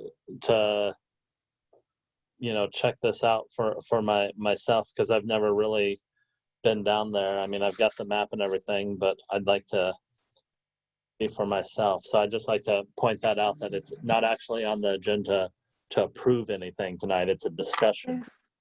Well, that was going to be a part of the discussion, Jamie. I'm sorry, Alderman Carroll. The citizens over there have been begging for this since I was elected. And, I understand that it wasn't on there, but that would have been a part of the discussion, because my citizens are crying every day. I have elderly people over there that really wanted this yesterday. Since we've been talking about it, the groups were like, can we do this now? This is how bad the crime is over there. And I understand that you want to go and look. However, my elderly seniors over there and the people that walk the streets every day, they've been living with this for a long time. And everything is ready to go. All we need is for it to be approved. And we're talking about the safety of we have most of those people who lived over there have been over there for maybe 25, 30 years. If I may comment on the heels of what you just said, Alderwoman Dales, this is not the first time this has been considered. This was presented years ago with lack of interest from the board. With a new age that has dawned and coming into the modern area of making changes for the city to improve the welfare and the lifestyle of our citizens. This is why this is being presented yet again, because the problems have always existed in that area with that traffic flow coming in there with the crime and the speeding and everything else. So this is nothing new. This is just a representation of what has been considered in the past. And I would state also, we have seniors and children. They run through that neighborhood like they're on the highway. Mm-hmm. All right, let's move to Alderwoman Tatman.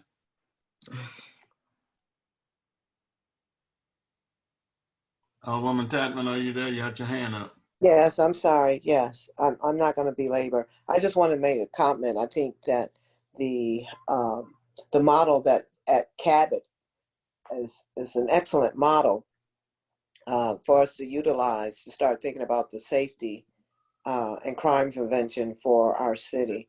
So I think it's a good idea and a good model that we not only use it there, even look at other areas in the city, because it does three things: prevent crime, it slows down traffic, and it's aesthetically pleasing. We're talking about changing some things in the city to enhance along with the health and safety of our citizens. That's all. Alderwoman Reed. Thanks, Mayor. I did have a few things. When we voted on the, the one over here on Cabot, my understanding was that it was temporary, and that the police department, chief was going to do some data after it being there. And I know it's been there for 30 days now.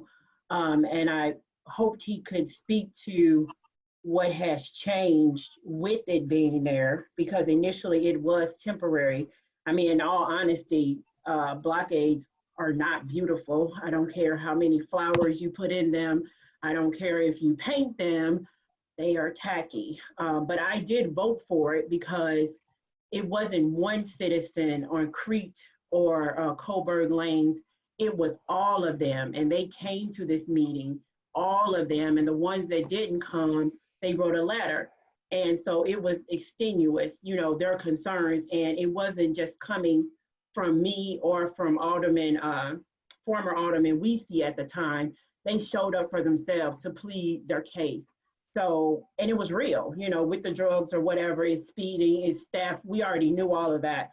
So there was a huge process with sitting with the police, having a meeting. It wasn't just, we want these. I understand Chief said this has happened before, but we're going from having 1 to 6 without 6 more without having any, analyzed on how has this one helped in Ward 2, so far.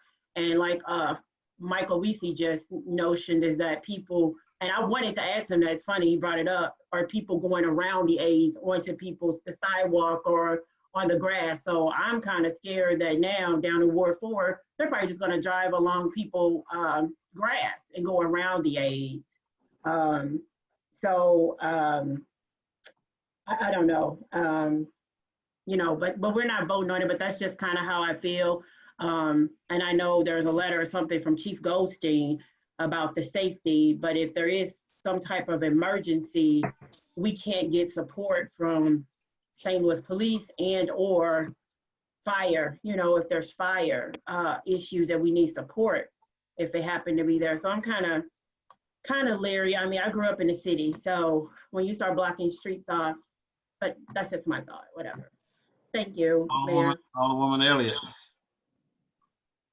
Yes, Mayor, it is 11:37, and I wanted to see if you would allow me to make a motion for all the agenda items, the remaining agenda items, to go on to the next board meeting, because you have expressed several times of your concern of the time. Point of order, Mayor. All right. What's your point of order? We're talking about the street closures right now. And after that discussion, she can bring that up. And to answer to Alderwoman Reed's question. He didn't acknowledge your point of order. Okay, Mayor. What's your point of order?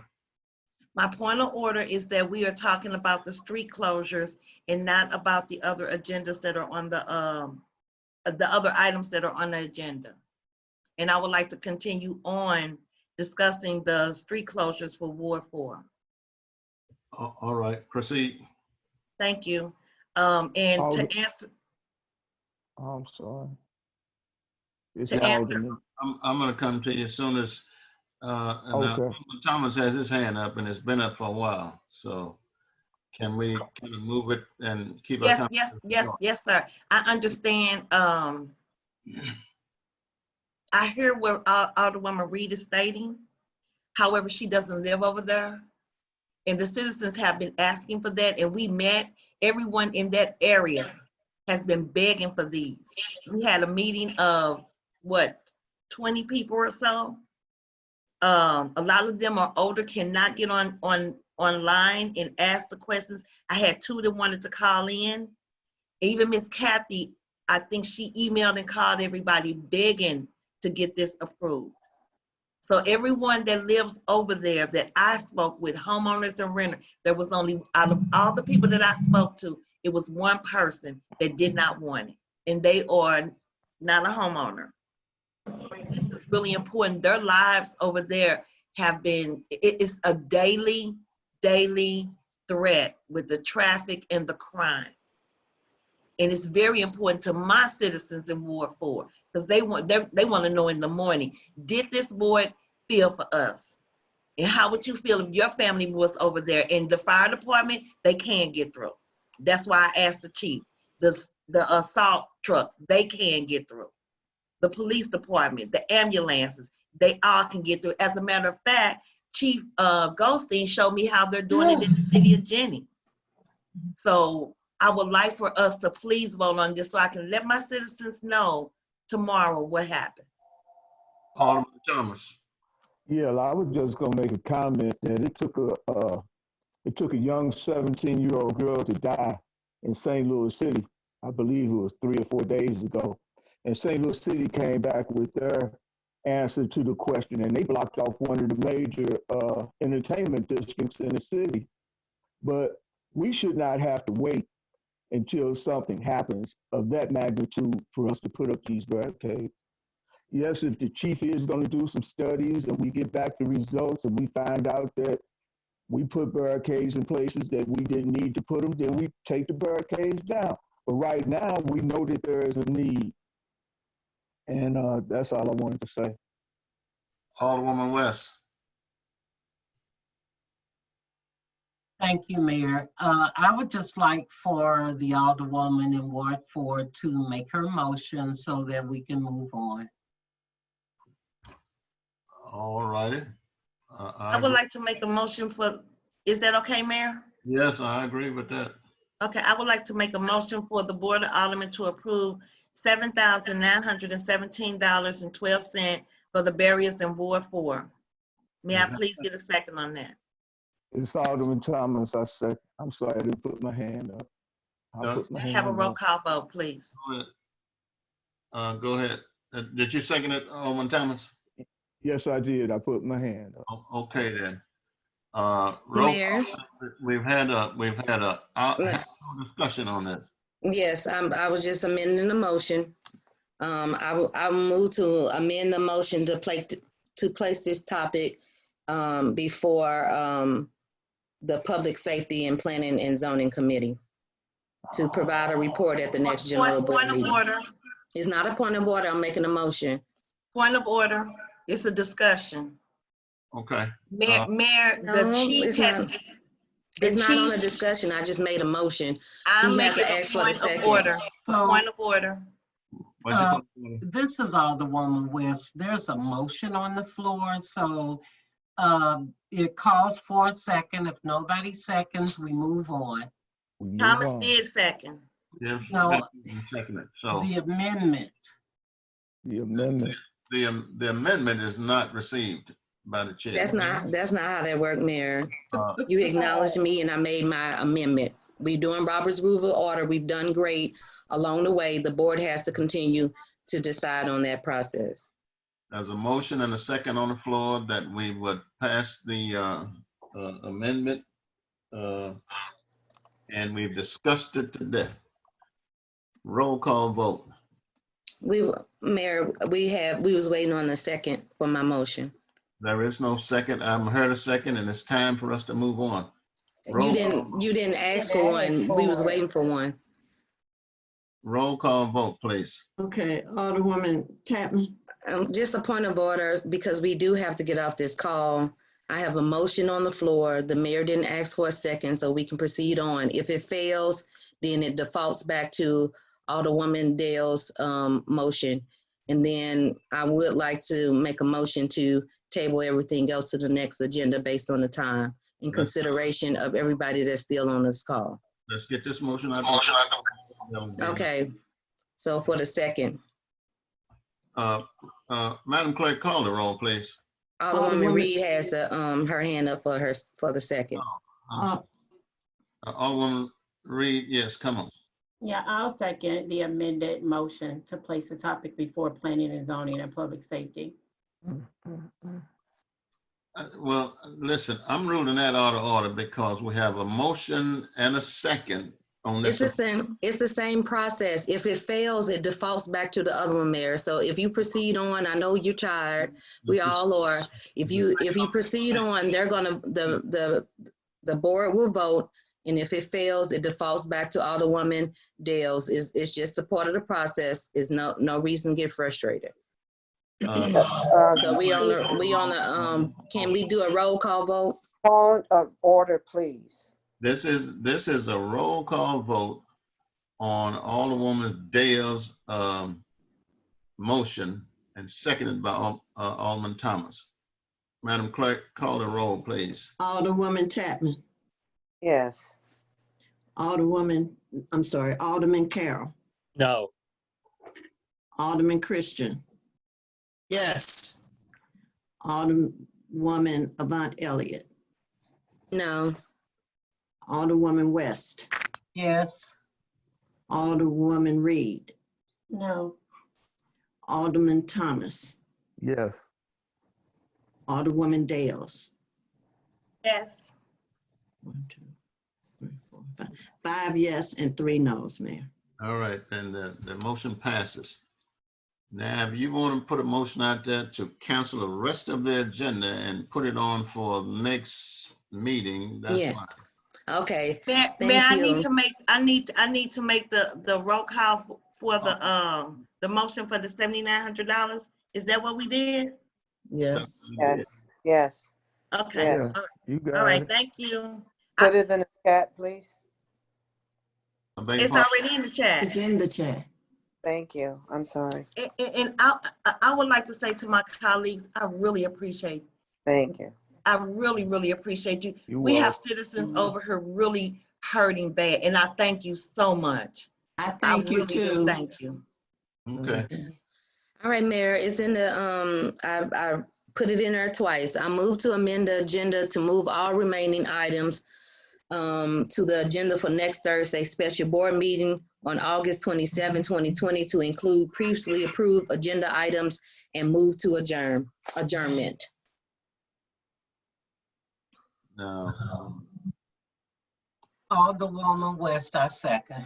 Okay, let me get the motion clear here. I move to amend the agenda to move all remaining items of the agenda for next Thursday's special board meeting on August 1, include previously approved agenda items and move to adjournment. Now, explain to those previously approved agenda items. What are you talking about? So anything that has been approved to be on the agenda, that will be on that agenda. So if Alderwoman West want to put the basketball one on there, or if the motion, if the item that was approved by the board before that was missed off of here, it'll be any item that's already been board approved can be placed on there.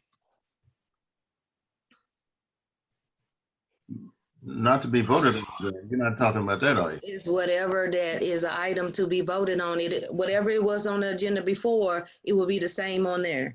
She took off an item on the agenda. If she want to put it back on that one, then we'll be voting on it. You're talking about West?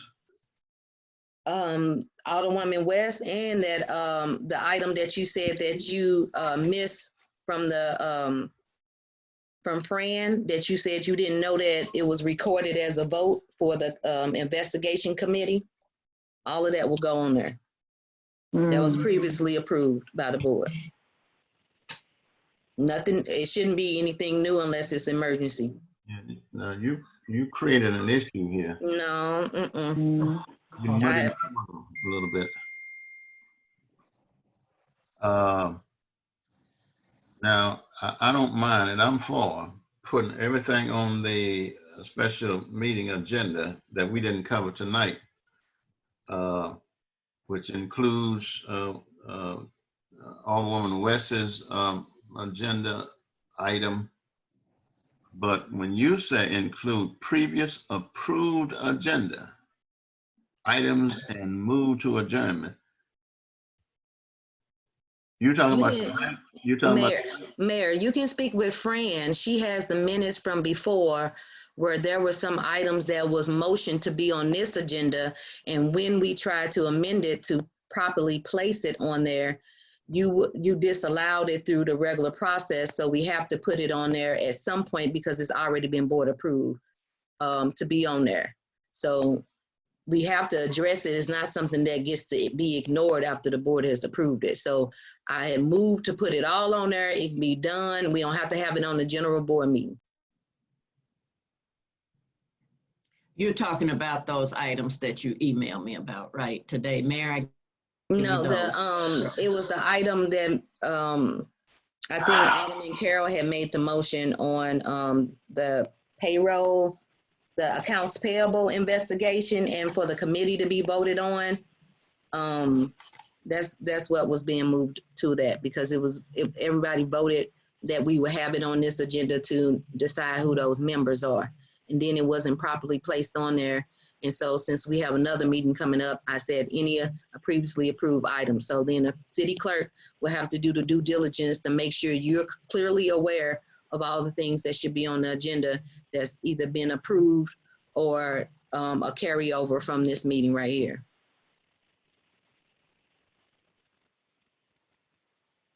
Alderman Tatman. Just a point of clarification, because I'm getting tired too. So we're talking about adding all the things that the mayor chose not to put on the agenda last week and this week, under that authority that you want a special meeting. We've had 2 or 3 special meetings to go over these things, opposed to having them at a regular board meeting like we have one in September. The first week in September is one there. So we're gonna have a whole nother meeting on Thursday with a full agenda. Is that what I'm hearing? Just a point of clarification to my colleague, my minor colleague in Ward 4. It is 11:51. I'm not sure if people are losing comprehension, but I said the items that the board approved on the last meeting that didn't get placed on this one, and I specifically indicated what it was, which was the investigation committee around accounts payable, since it was stated that we were losing credit from vendors. That would be put on there because that was a previously approved item. And what Alderwoman West took off today, if she chose to add it back on the agenda for Thursday, that will be allowed. That is the motion. Okay, and just for clarification, dear heart, no, I am tired, but I'm very cognitive. Now like that makes better sense to let's me. keep it decorous. I don't mind the investigation. I don't mind Alderwoman West proposal be put on there. So when you say, that's a whole new ballgame there. That's narrowed it down. Madam Clerk, you got that narrowed down? Yeah, she said all the previously approved, where is that? Complete the items from tonight's meeting due to the late of the hour and move to the. Yeah, okay. No, I'm talking about, just stated, the investigation around the, what was it, payment of bills and what have you. And then Alderman West's amendment put on the agenda. Those 2 items. Now, Well, that's not what she's saying, Mayor. That's not. Well, that's what she just. It's embedded in there Point of in order. the same statement. So if we go for it, Mayor, it's exactly the same thing. But you're just asking her to make a note. It won't be a part of the minutes. It will be a part of her making a note to make sure that when you do the agenda, it will be included as such. And will be included in the minutes, as always. No, I'm not going for that. Okay, wait a minute, wait. Somebody needs to be muted. I'm trying to see who That's it is. Alderwoman West, I'm sorry. So we have the second, we're just moving forward with the vote, Mayor. And it will be just those 2 things. So I know that I know that you're looking for those things specifically stated, but I've already indicated what those two things are. If she find anything else, she'll let you know, because she will have to go back as the city clerk to see any items on there. All right, you got that, Madam Clerk? I can't hear what she's saying, yes. I just have to look back and see, because she's saying all previously agreed on items, so I just have to go back to the minutes and see. Only two. So make Okay. sure you put only two. Only two, I just wrote that down. Thank you. That was not, this is Alderwoman West. That was not her motion. She made a motion and I made a second to her motion. Can we please vote on it? What is the motion? What is the motion you made a second to? Would you repeat your motion, please? It's in the chat. Everyone should be able to read it. Well, Come I on. can't. No, the mayor's supposed to read the motion and then we go ahead and do a roll call vote if he wants to, or do yays and nays. We can be all gone. No. I done read the motion and I don't like the way the motion reads.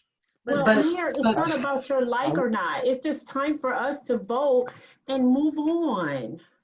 This is Alderman Thomas. Speak. I want to amend the motion that's on the floor.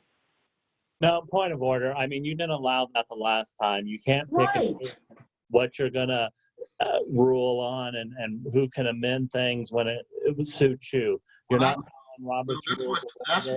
That's what. Excuse me. I'm still speaking. I'm making a point of order, and you cannot sit there and flip flop. One person, it's all right to amend things, and then it's not all right to amend things. So So I'm asking for a ruling. No, he can't make that amendment because you've already denied someone previously making an amendment. Well, I say point of order, please. Excuse me, a point of Point order. of order, point of order, point of order, point of order, point of order. I'm making a point of order because you rudely cut off a person who was talking. You cut off a person who was talking. Excuse me, a point of order is not debatable. You cut off a person who was talking. A point of order is not debatable. Alderwoman Chapman. A person who was talking. You cut off a person to make a ruling on my point You of cut order. off a person who was talking. You rule- cut the off a mayor person who needs was to make talking. a point of You order. cut Make off a ruling a person who on was my talking. Hold on. You cut off a person who was talking. Alderwoman You cut off Chapman. a person who was talking. Pastor, Alderwoman You cut Chapman. off a person who was talking. I said point of order because we have been decorous all night. We had a good meeting in the decorum, It is not and a your person place was to talking, interject and you cut him off. Will you stop, Alderwoman Chapman, please? Of order, Need which the you rule of failed order, to and I and understand it shows that, in and I the way you understand conduct that, and yourself I understand in these that, meetings. and I understand that. I understand Mayor, that. point of I order, can we get a roll understand call that. vote, Mayor, And let so the we can mayor adjourn? I make a understand that. ruling on that point of I order. understand If you that, and I understood it, understand you that. would let And the I mayor make a understand that, ruling on that and point I of order. understand So that, obviously, and you I don't understand that, and I understand that. Thank you. Oh, my God. Mayor, Yes, can we the get good person to call vote, on. please? Thank you, so we can adjourn. Mayor, you have to acknowledge the motion and the second, and then call for a debate and then a vote Well, on the motion. let's No, rule on excuse the me, motion. I've made a point of order and the mayor needs to rule on the point of order. Points of order are not debatable. Mayor, What is your point of could order? you please rule on the point of order? What is the point of order? The point of order is that there's Alderman Thomas is trying to make an amendment when previously an alderwoman had tried to make an amendment and you wouldn't allow it. Now you're wanting to allow him. You cannot sit there and pick and choose who's going to be allowed to and what is going to be allowed to be amended. That's not Robert's Rules of Order. anything's amendable. As long as it becomes before the board and it's properly motioned and seconded, it's not up to you to determine whether it's properly motioned and seconded. If a member of this body makes a motion, it's proper. So my point of order is, can we have a ruling about his amendment when you had previously denied Alderwoman Yvonne Elliott's? And I'd also like to point out, points of order are not debatable, so people shouldn't be interjecting when someone's doing a point of order. Is that correct, Attorney White Coleman? That is in accordance with Robert's Rules of Order. Okay, so. So could I have a ruling on my point of order? Well, your point of order is out of order, so that's my ruling on it. Dr. I Elliott, make a motion to appeal the decision of the chair then. well, appeal it, do whatever you want to do. Second. There's a motion out there already, and we're proceeding with it. All right, I made a motion to appeal your decision. It's been properly seconded. Is that the correct procedure, Attorney White Coleman? Mayor, Yes. when there has been a motion to appeal the ruling of the chair, which is recognized and properly seconded, then there has to be a vote on that appeal. And point of order, is that a 2/3 majority vote?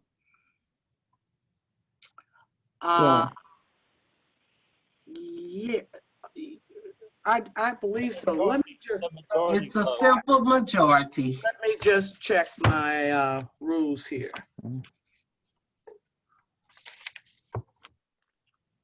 Mayor, while the attorney, they would know that.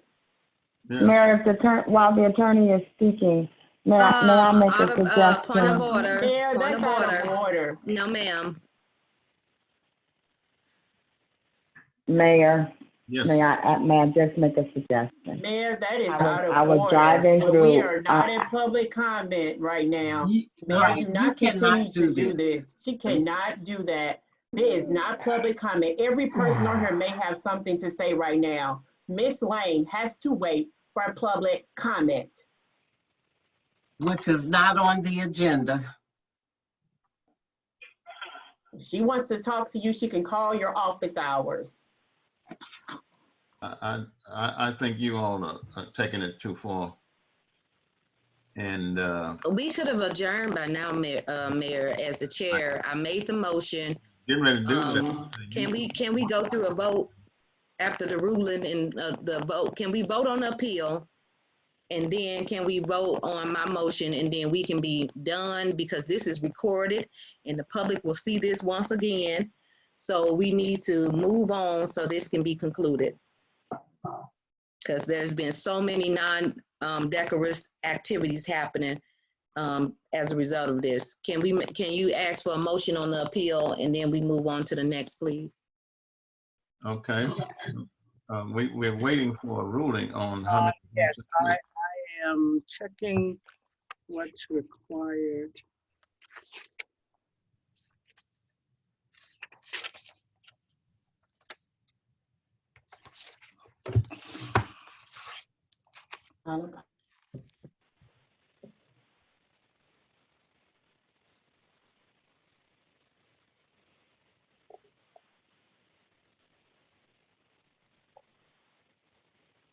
Oh. Oh.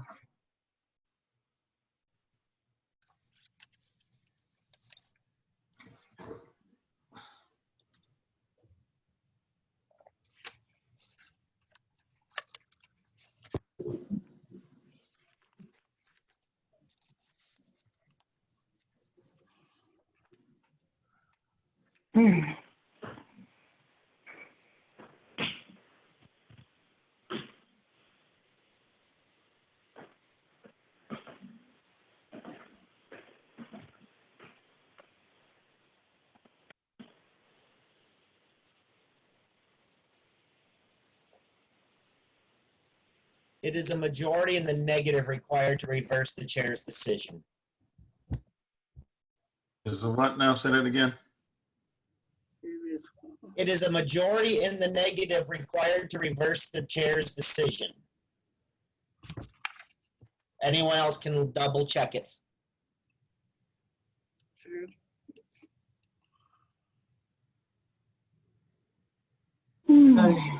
Does your appeal require a second, Alderman Carroll? It's already been seconded.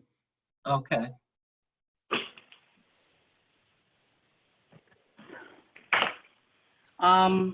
That is correct in accordance with the 11th edition. That is correct. What is it correct? How many votes? A majority. It requires 5. Okay. Then roll call vote on the reversal of the chair. Alderwoman West, Yes. Alderwoman Reed, Yes. Alderwoman Tatman. Tatman. You're muted. Alderman Christian, Yes. Alderwoman Dales. Apologize, I'm sorry, I was doing something here. Can someone please tell me what we're voting on? Reversal of the chair on the point of order. Reversal of, Right. I didn't hear, go ahead. I ruled this point of order out of order, and he want a reversal. Want the board to reverse that. So Alderman Carroll does. yes. Okay, yes. Alderwoman Tatman. She's still muted. Alderman Carroll, Yes. Alderman Thomas. No. Alderwoman Avant Elliott. Yes. Alderwoman Tatman, you're muted. Okay, no answer. All right. Just give me a count. 5, 6. 6 yes, 1 no answer, and 1 no. Okay. So restate your point of order, and we can move. His point of order is he's not allowed to amend the agenda. So the motion before the board right now is Alderwoman Avant Elliott's to move all remaining items to the agenda for the next Thursday special board meeting, to include the 2 ones that she mentioned previously. Okay. Is that second? Alderwoman West second. Was already a second on the books. Yeah, it was West. Okay. All right. Roll call. Alderwoman Avant Elliott. Yes. Alderman Christian. No.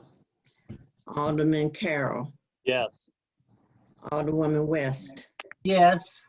Alderwoman Tatman. She made a comment that something's wrong with her phone and she's trying to get back on. Okay, Alderwoman Reed. Reed, you're on mute. Sorry. Yes, sorry. That's okay. Alderman Thomas. No. Alderwoman Dales. No. Okay, you got 1, 2, 3, 4 yes and 1 no answer. Are you back, Tatman? Okay. All right. Mayor? You connecting now. Okay. Mayor, Yes. Okay. I would like to make a motion to adjourn this meeting at I apologize. 12:07. I apologize. She said, Fran, you need to turn her. I'm back in. She let me back in. She let me Okay. back in. Okay. What's your vote? Do you understand the motion? Tatman. But Yes. that was a motion to adjourn, Right. and I I just second. made them. Yes. Well, I'm talking about the agenda. She was not present. We have to move on. And we don't have to. We just made a motion to Because adjourn. somebody turned my song off. If we're making a motion to adjourn, Yes. is that the motion on the floor? Yes, it is. On the floor. That's not the motion we were just voting on. We just voted. It was concluded. No, no, no, no, no. Okay. I'm not gonna be on here all night. All right, The motion was already in the chat box and it included move to adjournment. Alderman Carl even oh, so it was reread it already again. done. It was already in there. So it's done. That's It's what. done. All right, have a good night. No, y'all says it's done, but it's not done. What's the roll call? What's the count? Madam Clerk? But I don't know what Tapman's answer is. I said no. I'm sorry. Catherine was too late. I kept saying no, but you had my sound on. No, So It's 4-4. Okay. So now when we walk away, we can come in and vote after the city clerk has already called the count. She actually already called the count, so and she we already on said a second 4 one. yeses and 1 no answer. So it was really over, Mayor. You keep making concessions just to. Teresa, she had, Fran had Wait a did minute, that to her. She didn't do I'm it to not talking herself. directly to you. I'm talking Well, to I'm the talking chair. directly to you. Well, call me, honey. So Mayor, that Good was girl, I'm already not your done. honey. So you can't do that. Come on, y'all. We're not going there. We almost took. We on adjournment, so that's what's up right now. Are we voting? We're voting on Alderman Carroll's motion. It No, wasn't we're his done with that. motion. That was Alderwoman Avant Elliott, and West had seconded. He Yes. only reread it to put you back on point. And we already voted. Clarify this. And city clerk already called and said 4 yeses and 1 no answer. Yes, she did. To wait for Alderwoman Tapman to get back on. Right. Yeah, You because gotta follow the rules. We all can't just leave and do what we want and then come back in. If we were on the dais, we wouldn't do that. and if somebody had to mute me, I didn't leave anywhere. I kept texting. I text 5 people to tell Fran to let me back on. I'll be happy to take a picture of it so you can see it, dear. That's all right. Alderman Carroll, would you restate that motion so? Mayor, Motion came from Mayor, It was the motion Alderperson from Moran. Alderwoman Avant Elliott, and I was Right. just reading you what she stated in the chat box to put the remaining items from the agenda on next Thursday. It wasn't my motion. I was just directing you back after we had that appeal, Okay. and So- that's what we voted on. Right. And so it's a 4-4 vote. Is that right, Madam Clerk? Yes, that's right. And so. that is not correct. That motion fails because I'm voting no. All right, now let's have a motion to adjourn. I would like to make a motion to adjourn and place all remaining items on the next agenda. All right, that's Alderwoman West second. all right. Roll call. Alderwoman West, Yes. Alderwoman Avant Elliott, Yes. Alderwoman Tapman, No. Alderwoman Reed, Yes. Alderwoman Dales, No. Alderman Thomas, No. Alderman Christian, No. Alderwoman, who I missed, I lost my count. Alderwoman Reed, Hello. Well, can somebody else make a motion? Happy New Year. Please. Hello. huh? Voting, my dear. We are voting. I already said yes. Okay, I'm No, sorry. we- Alderman Carroll, Yes. okay, who I missed? I think I got Christian. everybody. Christian. Alderman Christian, No. he already said no. Okay, Does the motion pass or fail? 1, 2, 3, 4 yes and 4 no. All right, you done wore me down. Me too. Yes, so we can go home. What did you Thank say, you, Mayor? Mayor. He said yes. Yes, Thank you. go home. I'm ready to go home now. And Okay, meeting's adjourned. at 12:13 a.m. Oh, I'm sorry. Okay, is this it, Mayor? We gone? That's it, we gone. Everybody All have a right, good. Goodbye, everybody. Good night, all. Thank y'all Good night. for the barriers. us. Thank you, guys. I appreciate you. Thank you. Yeah, we need that. I'm ending.